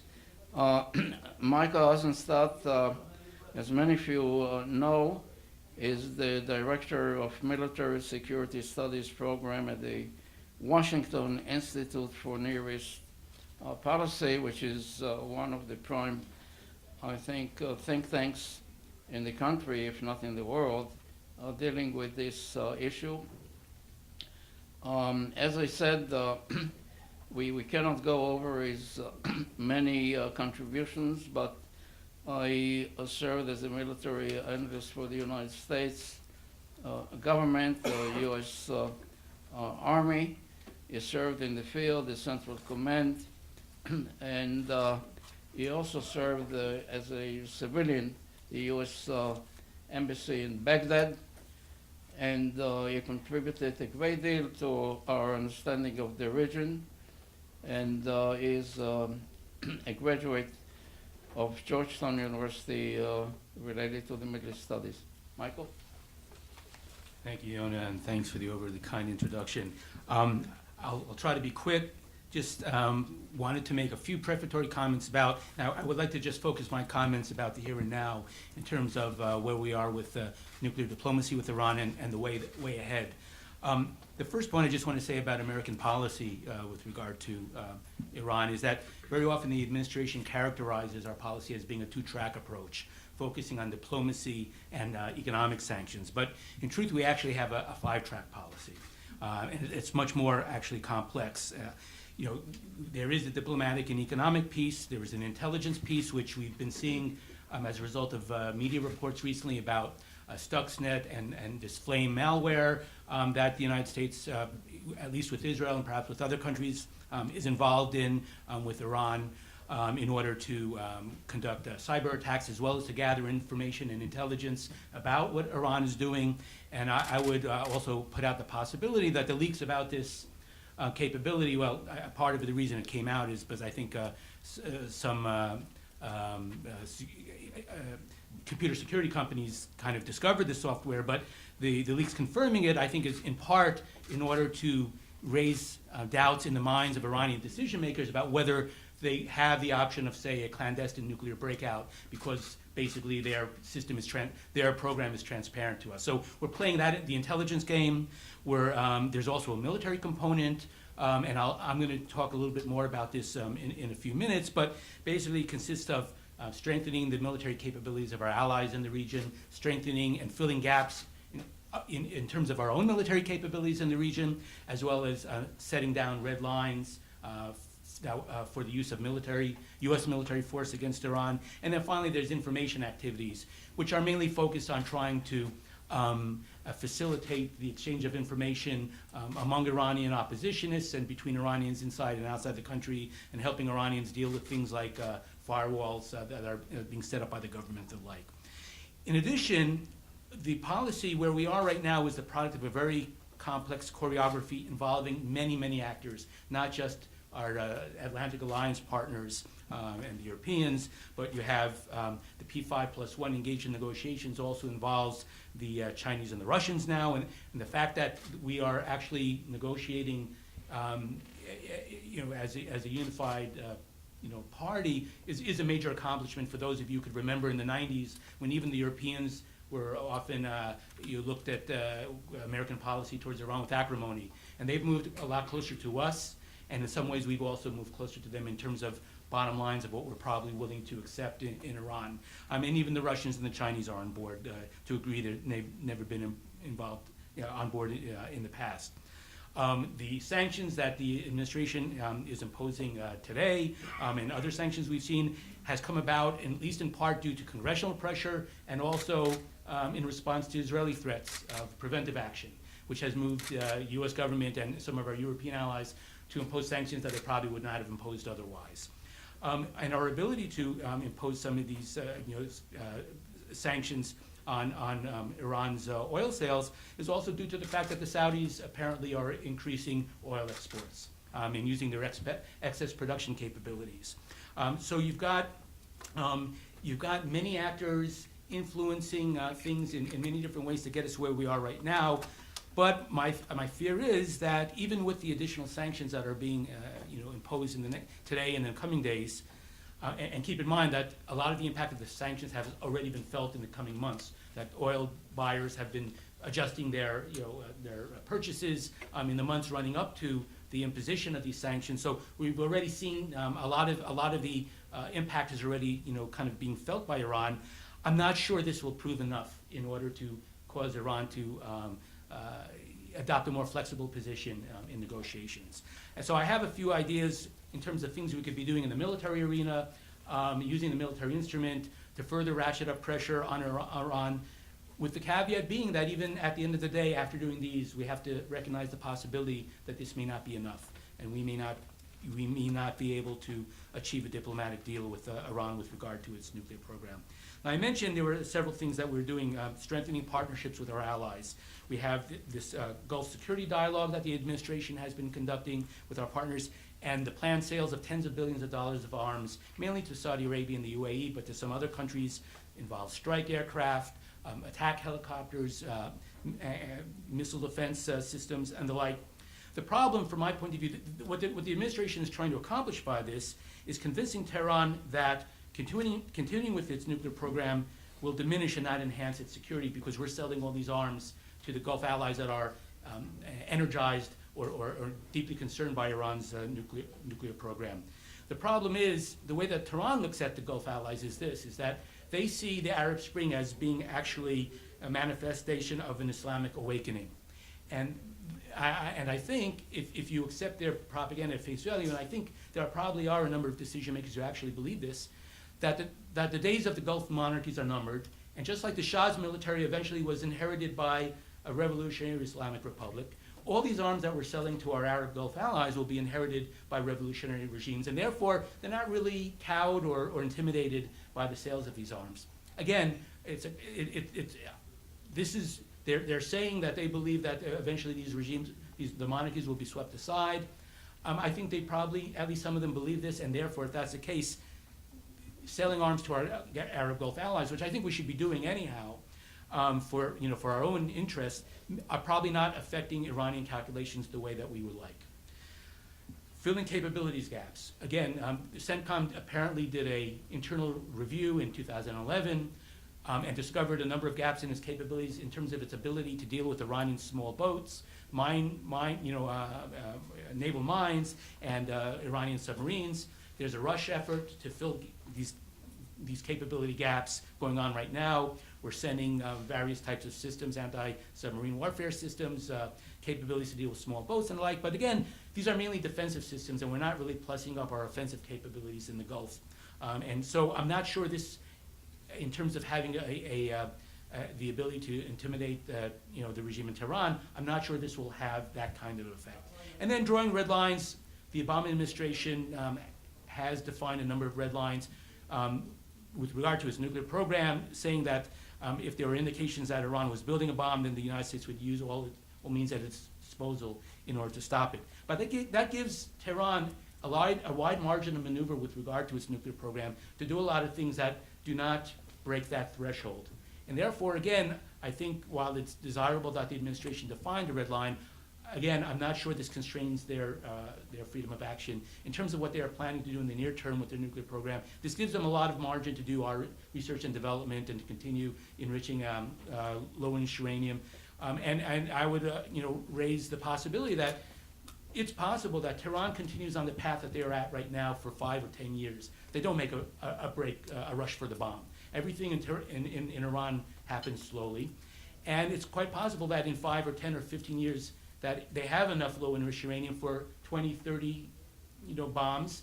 And in that case, they're in a situation where they have kind of virtual nuclear deterrence or deterrence without the bomb. In other words, if they are in a crisis with the United States or Israel, and they say, you cross our red lines, we will then withdraw from the NPT, we will then initiate a crash program and weaponize this stuff, and within a year, we will have several dozen bombs, and even if you bomb it, you'll only get half the stuff. We'll still have enough at the end of the day for a significant arsenal within a year or two. So I'm worried that this, our current red lines enable Tehran to achieve a situation where they have a deterrence without the bomb in a number of years to come. So what should we be doing? I think there are some things that we could do in order to alter Tehran's threat calculus. First of all, Syria. I think if the United States was to increase support for the opposition there, this might demonstrate our willingness to harm Iranian interests, and might convince Tehran that just as the Obama administration has altered its stance with regard to the regime in Syria and is willing to take on greater risks there, we might be willing to take on greater risks in confronting Tehran in the future. So that's the first thing. But it's very important that we not get immersed or mired in Syria. it's important to increase support for the opposition while keeping them, our eyes on the main challenge, which is Iran. Again, it's a matter of prioritization. Secondly, boost readiness in the region. I think there's a lot of things we could do to demonstrate that we are preparing for the possibility of a confrontation, whether as a result of an Israeli preventive strike, whether as a result of Iranian pushback in response to increased sanctions. Iran was engaged in a terrorist campaign last fall against Israelis, and apparently, according to the Washington Post, against Americans in Azerbaijan. We have, so therefore, we can explain these preparations in terms of preparation for the renewal of such a campaign, but this also positions us well in the event that Israel decides to strike, or if down the road we should decide to strike, we are better positioned to deal with Iranian responses by enhancing security around our embassies and military facilities, and taking a variety of other steps that suggest that we're preparing for the kind of turmoil that a confrontation with Iran might bring. And there's also surveillance of Iranian intelligence personnel serving in embassies and non-official cover to make it harder for them to plan for retaliatory action in the event of, say, an Israeli strike.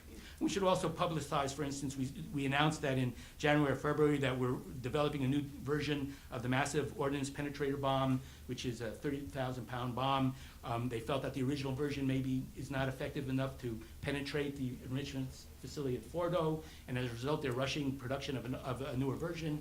So we should publicize the major milestones in the development and deployment of that system. And then finally, the last thing that I would mention that we should be doing is I was in the Gulf a few months ago on the carrier Abraham Lincoln. One thing that's very clear, when they operate in the Persian Gulf, and we have two carriers in the region, one in the Gulf of Oman supporting operations in Afghanistan, the other in the Persian Gulf. When they operate in the Persian Gulf, they are operating within the range fans, or within the range of a very large number of very capable Iranian systems. And in a way, they are very vulnerable, even though they are a strategic system with tremendous striking power. Our carriers are really very capable if the Iranians were to get a first strike out in the event of a confrontation. So I would argue that actually it's in our interest to get the carrier out of the Gulf and into the Gulf of Oman, but presented as preparation for military operations. In that there's a whole bunch of studies out there which say that it's better for the United States to launch an operation in the Gulf from the outside in order to restore freedom of navigation in the event of a conflict there. And that if we present the moving of the carrier to the Gulf of Oman, it'll deny the Iranians a strategic prize. It'll remove from them this confidence that they have that they can inflict significant harm on the U.S. in the event of a confrontation, and will put it in a position where it's better able to initiate operations in the event of a confrontation. I would make it analogous to kind of cocking the hammer on a pistol. It's kind of, again, the last thing you need to do before you launch. And again, hopefully, the net effect of all these actions will be to increase further the psychological pressure on the regime in Tehran, and hopefully the net effect of both the sanctions, increased psychological pressure created by these military moves, as well as the belief that maybe they don't have an option for a breakout because of all these cyber weapons that we're using, that we would know if they tried to break out secretly and tried to build a bomb secretly. The only option they would have, hopefully, is diplomatic, dealing with the P5+1 diplomatically and solving this problem diplomatically. Again, I'm not optimistic, but I think we have to do what we can in order to get the last bit of leverage available in order to ensure that we've done everything we can to deal with this problem peacefully. Thank you very much. Thank you very much. Michael, we'll come back obviously to some of the issues that you raised. We would like to move on to our next panelist. Later on, we'll give the opportunity to members of the panel to react in the audience. Our next panelist is Jeremy Sharp. He's a specialist at the Congressional Research Service on Middle Eastern Affairs. As you know, the Congressional Research Service provides analysis, very useful analysis, to members of Congress, and he is specializing in the area.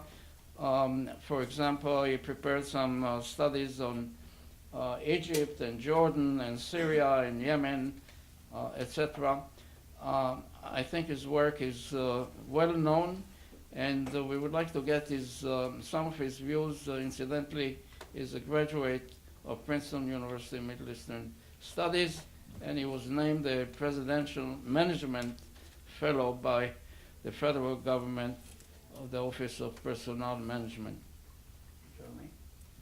Thank you very much, Professor. You can speak from there, or if you prefer. This you is can fine, come. thank you. I don't want to break tradition. Thank you to the Potomac Institute, thank you to B'nai B'rith for organizing this conference this afternoon. Before I get started, I am legally required to say that the views expressed today are my own and do not represent those of the Congressional Research Service. Of course, anyway, given the events in Egypt in the last week, they'll be obsolete in 36 hours anyway, so take what I say with a grain of salt.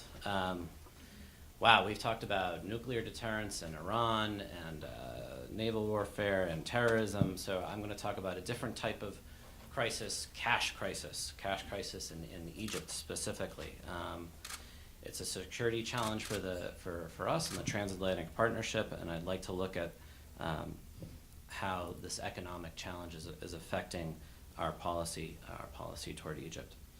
Now that the presidential election is behind us in Egypt, I do believe that in the months ahead, one of the major issues will be trying to cope with Egypt's fiscal deficit and economic problems. It'll be a serious concern. As we all know, economic grievances such as high youth unemployment, corruption, and inequality were major drivers behind the Arab Spring. And yet in Egypt, nearly a year and a half later, since the January 2011 revolution, the overall economic situation there still remains critical, if not worse. Overall growth this year is a paltry 1.8%. The pound has depreciated significantly. Foreign reserves are less than half their pre-revolutionary levels. Tourist receipts are down. And by the way, the situation in the Sinai, the insecurity there, it's not just a negative for Israeli-Egyptian relations, it also affects tourism when Western backpackers are kidnapped in the Sinai by Bedouin Arabs. FDI is down, foreign direct investment is way down, and a major trading partner, the European Union, of course, is in the throes of its own debt crisis. Now, to sort of meet the challenge, the economic challenge, and to prevent instability in the streets, well, more instability in the streets, the government of Egypt has increased public sector salaries on the 6 million Egyptian public sector employees in the country, and also increased payments of subsidies. Now, when you increase social spending to the degree that they have, they've created a huge fiscal deficit for this current fiscal year, their fiscal year, about $24 billion. Up to now, they've been borrowing domestically from their own banks to meet the fiscal deficit. Now, I'm not an economist, but from what I've read, the consensus out there seems to be that this is no longer tenable, that they're going to have to seek international financing and lending. For those of you who follow this story, there's been an IMF proposed package for many months for $3.2 billion that's been out there, but it has not been accepted yet. So if Egypt does require substantial foreign lending, how will the United States, the European Union, react within this uncertain political environment? Yes, Morsi won the presidency. Shafiq was not given the presidency. Yet the political situation remains quite in flux. You have the military council, the SCAF, still ensconced, a president who has some authority on paper, but we don't know what authority he'll actually exercise. You have a dissolved parliament and the military council exercising legislative authority. And you have no permanent constitution, and the body that's supposed to write the constitution, their validity is in question. Under these conditions, will the international community assist the government of Egypt in the short term? Never mind helping foster a long-term approach to economic stability. Will private business invest with confidence? Would Egypt's sort of hybrid military Muslim Brotherhood government accept possible conditions on foreign financing? Do they have a choice? Or will other foreign nations, like Arab Gulf states, maybe some of the BRIC countries, step in and provide more generous terms? Now, there are many calculations that are going to sort of address this issue of how to assist Egypt in the months ahead. Calculations that US policymakers, European policymakers are making, and Egyptian leaders themselves. So let's look at some of these specific calculations. in 3 minutes. Okay, first of all, there's our own domestic politics. As you know, we're in an election season. Foreign aid isn't exactly a robust campaign to run on if you're an aspiring politician. So the idea that there's a lot of U.S. bilateral additional foreign aid out there for Egypt, it just doesn't seem quite plausible. Egypt's existing $1.55 billion program is already under quite a bit of scrutiny. It has been for several years. There is an Obama administration proposal, not specifically for Egypt, but for Arab countries in transition. It's a $770 million request to Congress to provide foreign aid projects in Arab countries undergoing transition, provided that they undertake certain types of reforms or benchmarks in return for the money. It's a $770 million proposal from the administration. The House has not funded it to date. The Senate has proposed $1 billion. So we're quite a ways off between the two. Perhaps there'll be a negotiation later on in the year. But nevertheless, even this money isn't necessarily for Egypt exclusively. There's not a lot happening on the bilateral aid. Mostly what Egypt is looking for is lending. Egypt has its own domestic political considerations to take into account. During Egypt's various campaign seasons, foreign lending was a major issue. Salafi parties making an issue of it, not wanting to go to international creditors to help finance infrastructure projects. Foreign lending goes into the very heart of Egyptian nationalism and anti-colonial narrative that's very, very powerful in its politics. And it's going to be difficult, perhaps, depending on the types of conditions that lenders may require, for the Muslim Brotherhood to cut social benefits at a time when so many people in Egypt are in dire economic straits. Then, of course, there's our perceptions, the US and EU perceptions of Egyptian government behavior on many different fronts. There's the perceptions of how the political process will move forward from here. Will there be a continued move towards civilian rule, or will the military obstruct that process? And how will that affect calculations of how willing international financial institutions, foreign governments, are willing to support Egypt? There's, of course, what are our perceptions of the Muslim Brotherhood and what they're doing? As you may know, when Obama administration officials are asked about what should U.S. policy, what should the approach be toward the Muslim Brotherhood, the standard response is we will judge them by their actions. Well, what will their actions be on critical issues like women's rights or religious minority rights? And how will that play into to foreign governments and foreign perceptions and attitudes? And then finally, and arguably almost as important as these other things, are Egypt's foreign policy. What is the military doing to preserve order in the Sinai within the parameters of the 79 treaty? What is the military and what is the diplomatic community in Egypt doing to foster mediation between Israel and various Palestinian factions? This, of course, will also be critical. A fourth calculation, which inevitably we've gone back to for years, is the broader question of Egypt geographically, its geostrategic importance in the world, its weight in the Arab world as the largest Arab country, and the cultural weight it bears, its importance to our military posture globally in terms of Suez Canal passage, in terms of overflights, and then this concept of Egypt being too big to fail, that instability in Egypt is going to have huge negative ramifications across the region, that we can't simply allow tremendous unrest to return to the streets because of a desperate economic situation. And then finally, sort of a last calculation is, what are the alternatives for the government of Egypt? Are there realistic alternatives? I mentioned before, perhaps going to Gulf countries to help to support its fiscal deficit. Gulf countries are helping Bahrain, they're helping Yemen, they're helping Jordan. Would they help Egypt on sort of more generous terms? It's an open question. Gulf countries themselves may want an International Monetary Fund plan for Egypt to instill confidence in their own investments to Egypt. So it's not entirely clear that the government of Egypt can sort of avoid dealing with the West and the international financial community. So how events will play out in the months ahead will determine these calculations, of course. The end result may either be robust support for Egypt, a minimal response, or some sort of middle-of-the-road compromise in which the government of Egypt receives moderate sums of funds from many different baskets.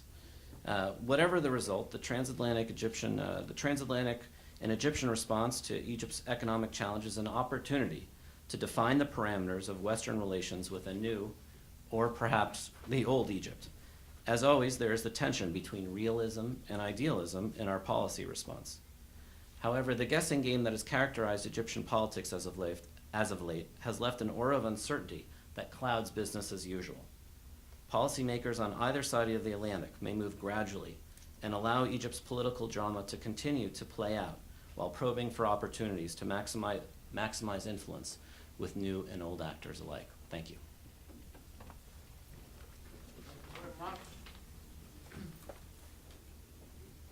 Obviously, we would have to deal with many of the issues, particularly related to Egypt. We'll come back to it, and finally, our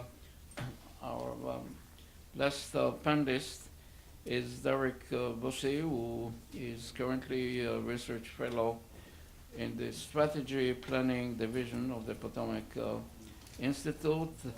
He retired from the U.S. Navy after over 20 years of experience in many responsibilities, operational aviation, and also in the field of technology policy experience. And he was on the staff of the Chief of Naval Operations, etc., etc. But also he had the opportunity to work at the State Department on the planning staff, the policy planning staff. And he has a great deal of experience. He participated also U.S. Delegations in arms control and so on. And he graduated from Berkeley and then Pepperdine and Georgetown University. And I'm really delighted that he contributed a very important chapter to our book on NATO, from regional to global security provider, that will be published by Oxford University Press. Derek? Thanks, Jonah. Thanks for having me here. Well, I'm batting for the home team, and we've got, 8 minutes left, and we need time for a wrap-up, and you guys probably want to ask 1 or 2 questions. So I'm going to forgo my prepared remarks here, and I'll just focus on one thing. And I think we've talked about vertical threats and horizontal threats. It was supposed to be the focus of this sub-panel. And you've heard about Iran, you've heard about Syria, about this panel and the previous one. We've had some talk about Egypt. I'd posit that the biggest threat, either strategically or horizontally and vertically, is NATO members not funding their security sector. The world is growing, increasingly more dangerous, as Professor Wedgwood pointed out in the first panel. The world is a dangerous place. It's growing increasingly so. The rate of technological development means that not funding your security sector means you're going to fall further behind. And you're seeing the financial crisis play out in Europe right now, and it's interesting to watch to see if they're going to be able to determine if they can come to collective decisions about what's right for Europe and Europe's ability to define its strategic interests and then fund and resource its abilities to protect those strategic interests, which in the 21st century are going to be challenged immensely by some non-traditional actors, many of whom may not be in Europe's backyard, but which are going to directly impact Europe. Europe is a $17 trillion economy, and it's that way because for 50 years, others have basically underwritten their defense and protected the global commons, air and sea and space and cyberspace. And their ability to do that going forward, given the investments that the Indias and the Chinas and the Brazils and, increasingly the Irans and the North Koreas of the world are putting into those domains, is going to challenge that. And if they can't find a way to collectively determine that they need to be able to address that and then find a way to resource that, they're going to become irrelevant And without hard power, there's going to be no one who feels that they need to talk to them and take their view. So, and with that, I'll throw it open to questions. Any comments from members of the panel? This is your last chance. Okay. We're going to open it up for questions, not speeches. Anyone? I hope you didn't terrorize. Okay, please, just Ladies and gentlemen, please use the microphone. Yeah, would you like to take the mic over there?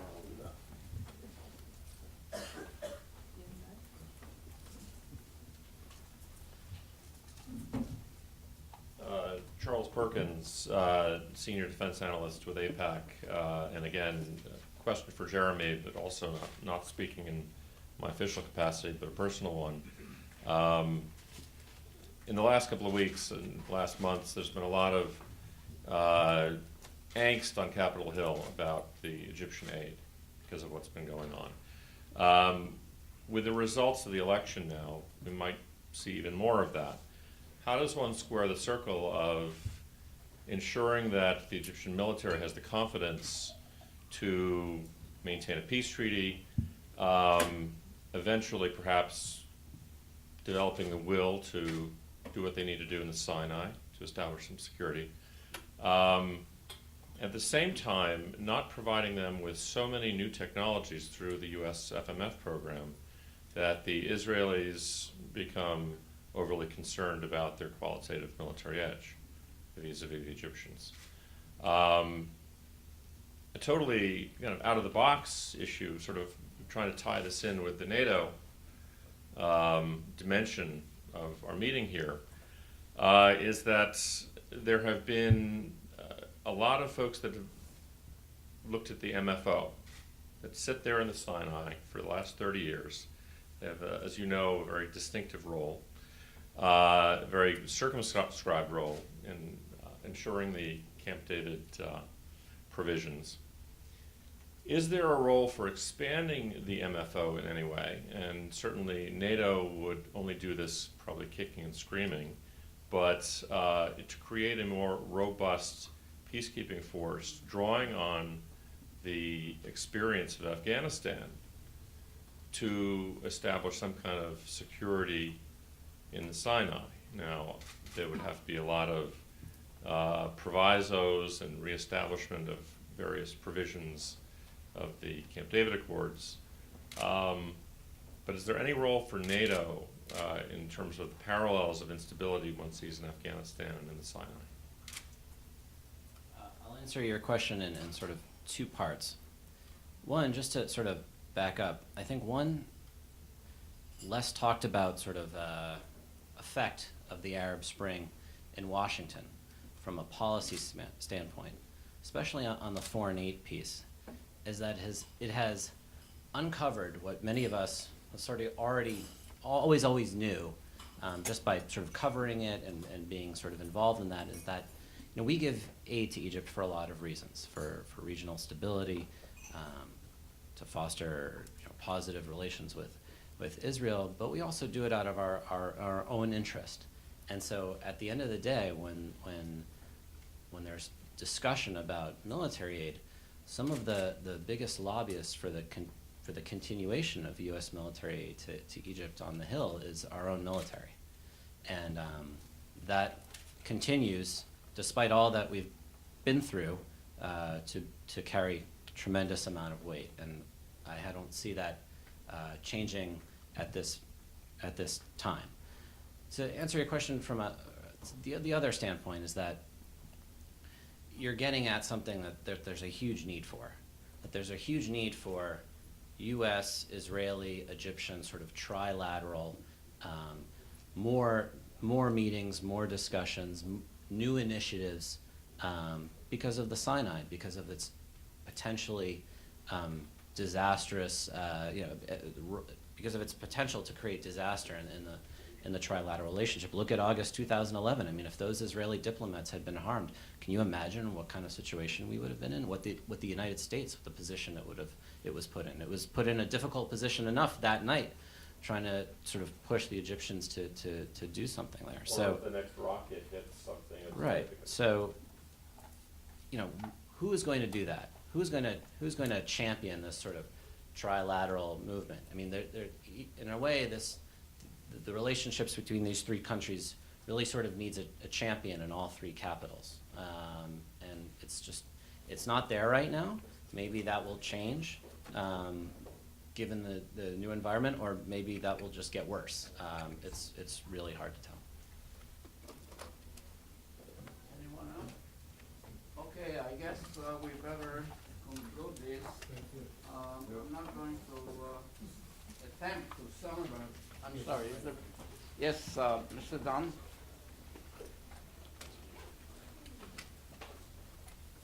I'm Charles Dahan.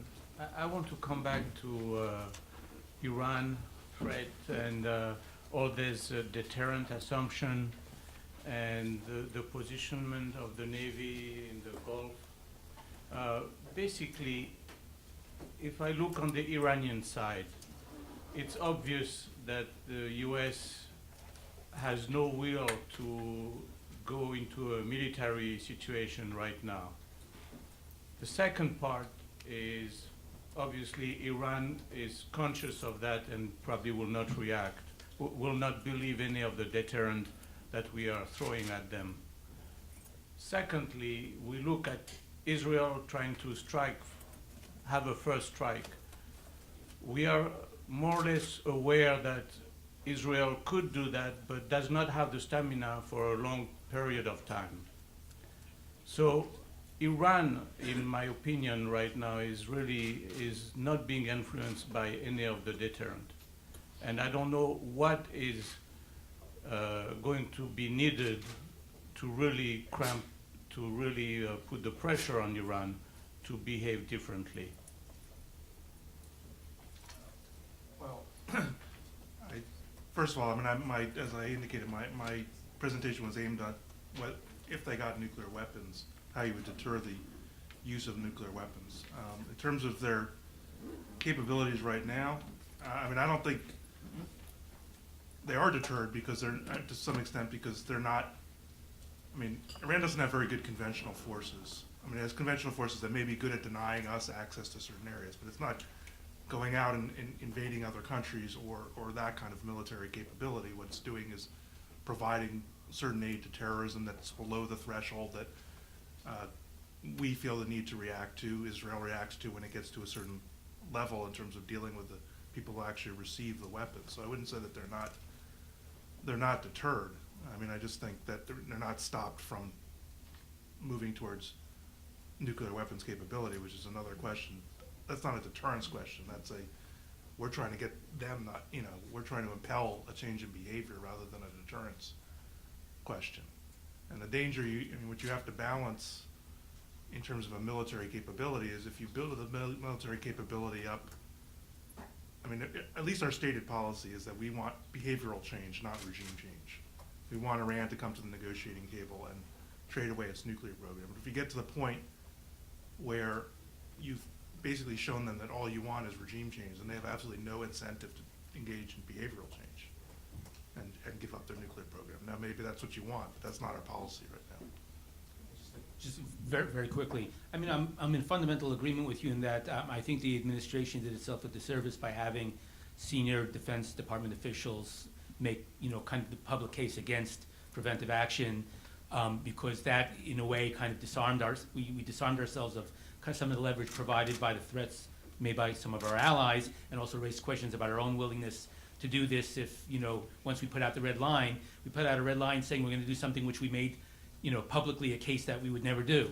So I agree with you, and there's no amount of clever ideas that you can do with ships and weapon systems, deploying them to the region, that can change an adversary's perception if they believe you don't have the will in order to live up to your warning. So I agree with you, and part of it is the hope that, look, presidents do evolve in the course of their presidencies. I think this president, see himself saw himself as being elected to get us out of the wars in the region and not to, initiate a new one.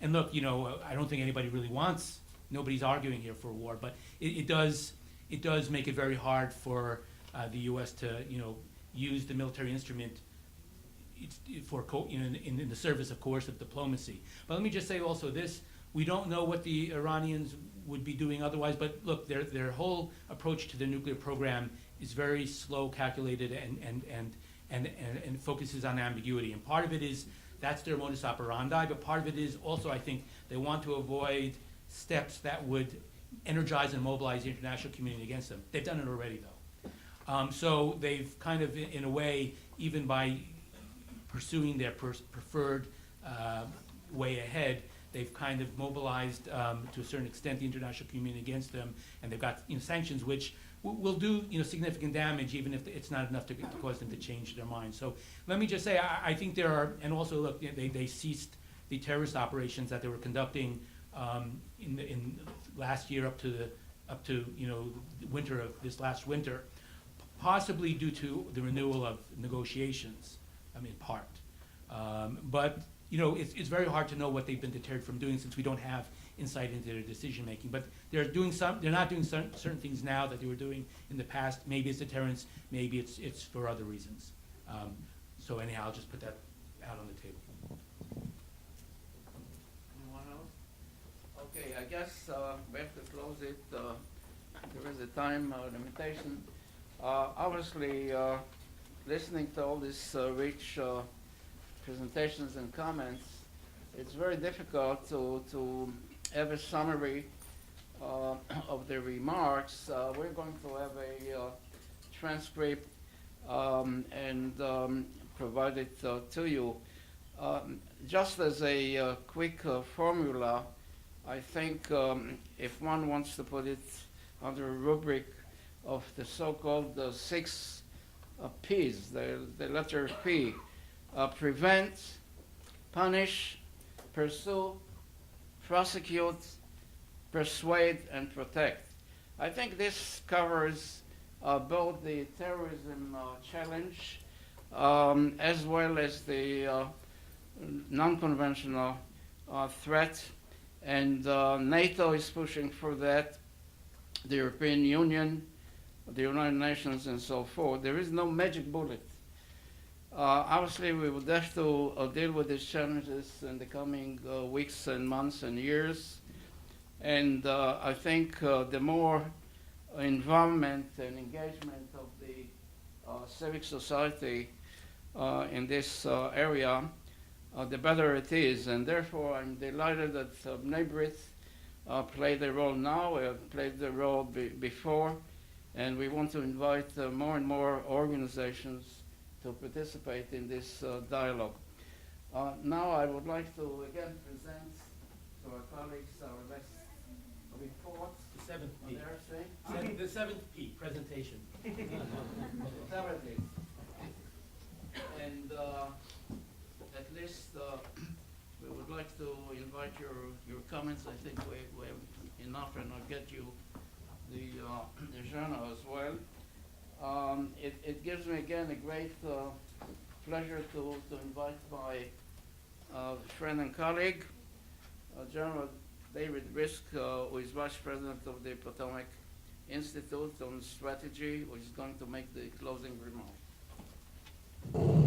Yonah, thank you very much. On behalf of Mr. Mike Swetnam, the CEO over at the Potomac Institute, I want to thank you all for attending today. I want to particularly thank our sponsors, B'nai B'rith, the Inter-University for Legal Studies, Inter-University for Terrorism Studies, and of course Yonah, the International Center for Terrorism Studies out of the Potomac Institute. I'd like to leave you with 4 quotes, 1 thought, and a question. Quote 1, Yonah, you already said this, nation have interest, not allies. Quote 2, all evil needs is for good men to do nothing. Quote 3, war is cruelty. There's no use trying to refine it. The crueler it is, the sooner it will be over.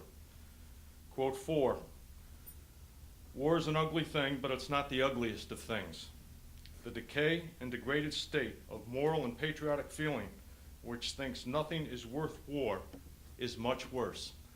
There's more to John Stuart Mill's quote But basically, you can't let anyone take your lunch money from you on the playground. We all learned that when we were 5 years old.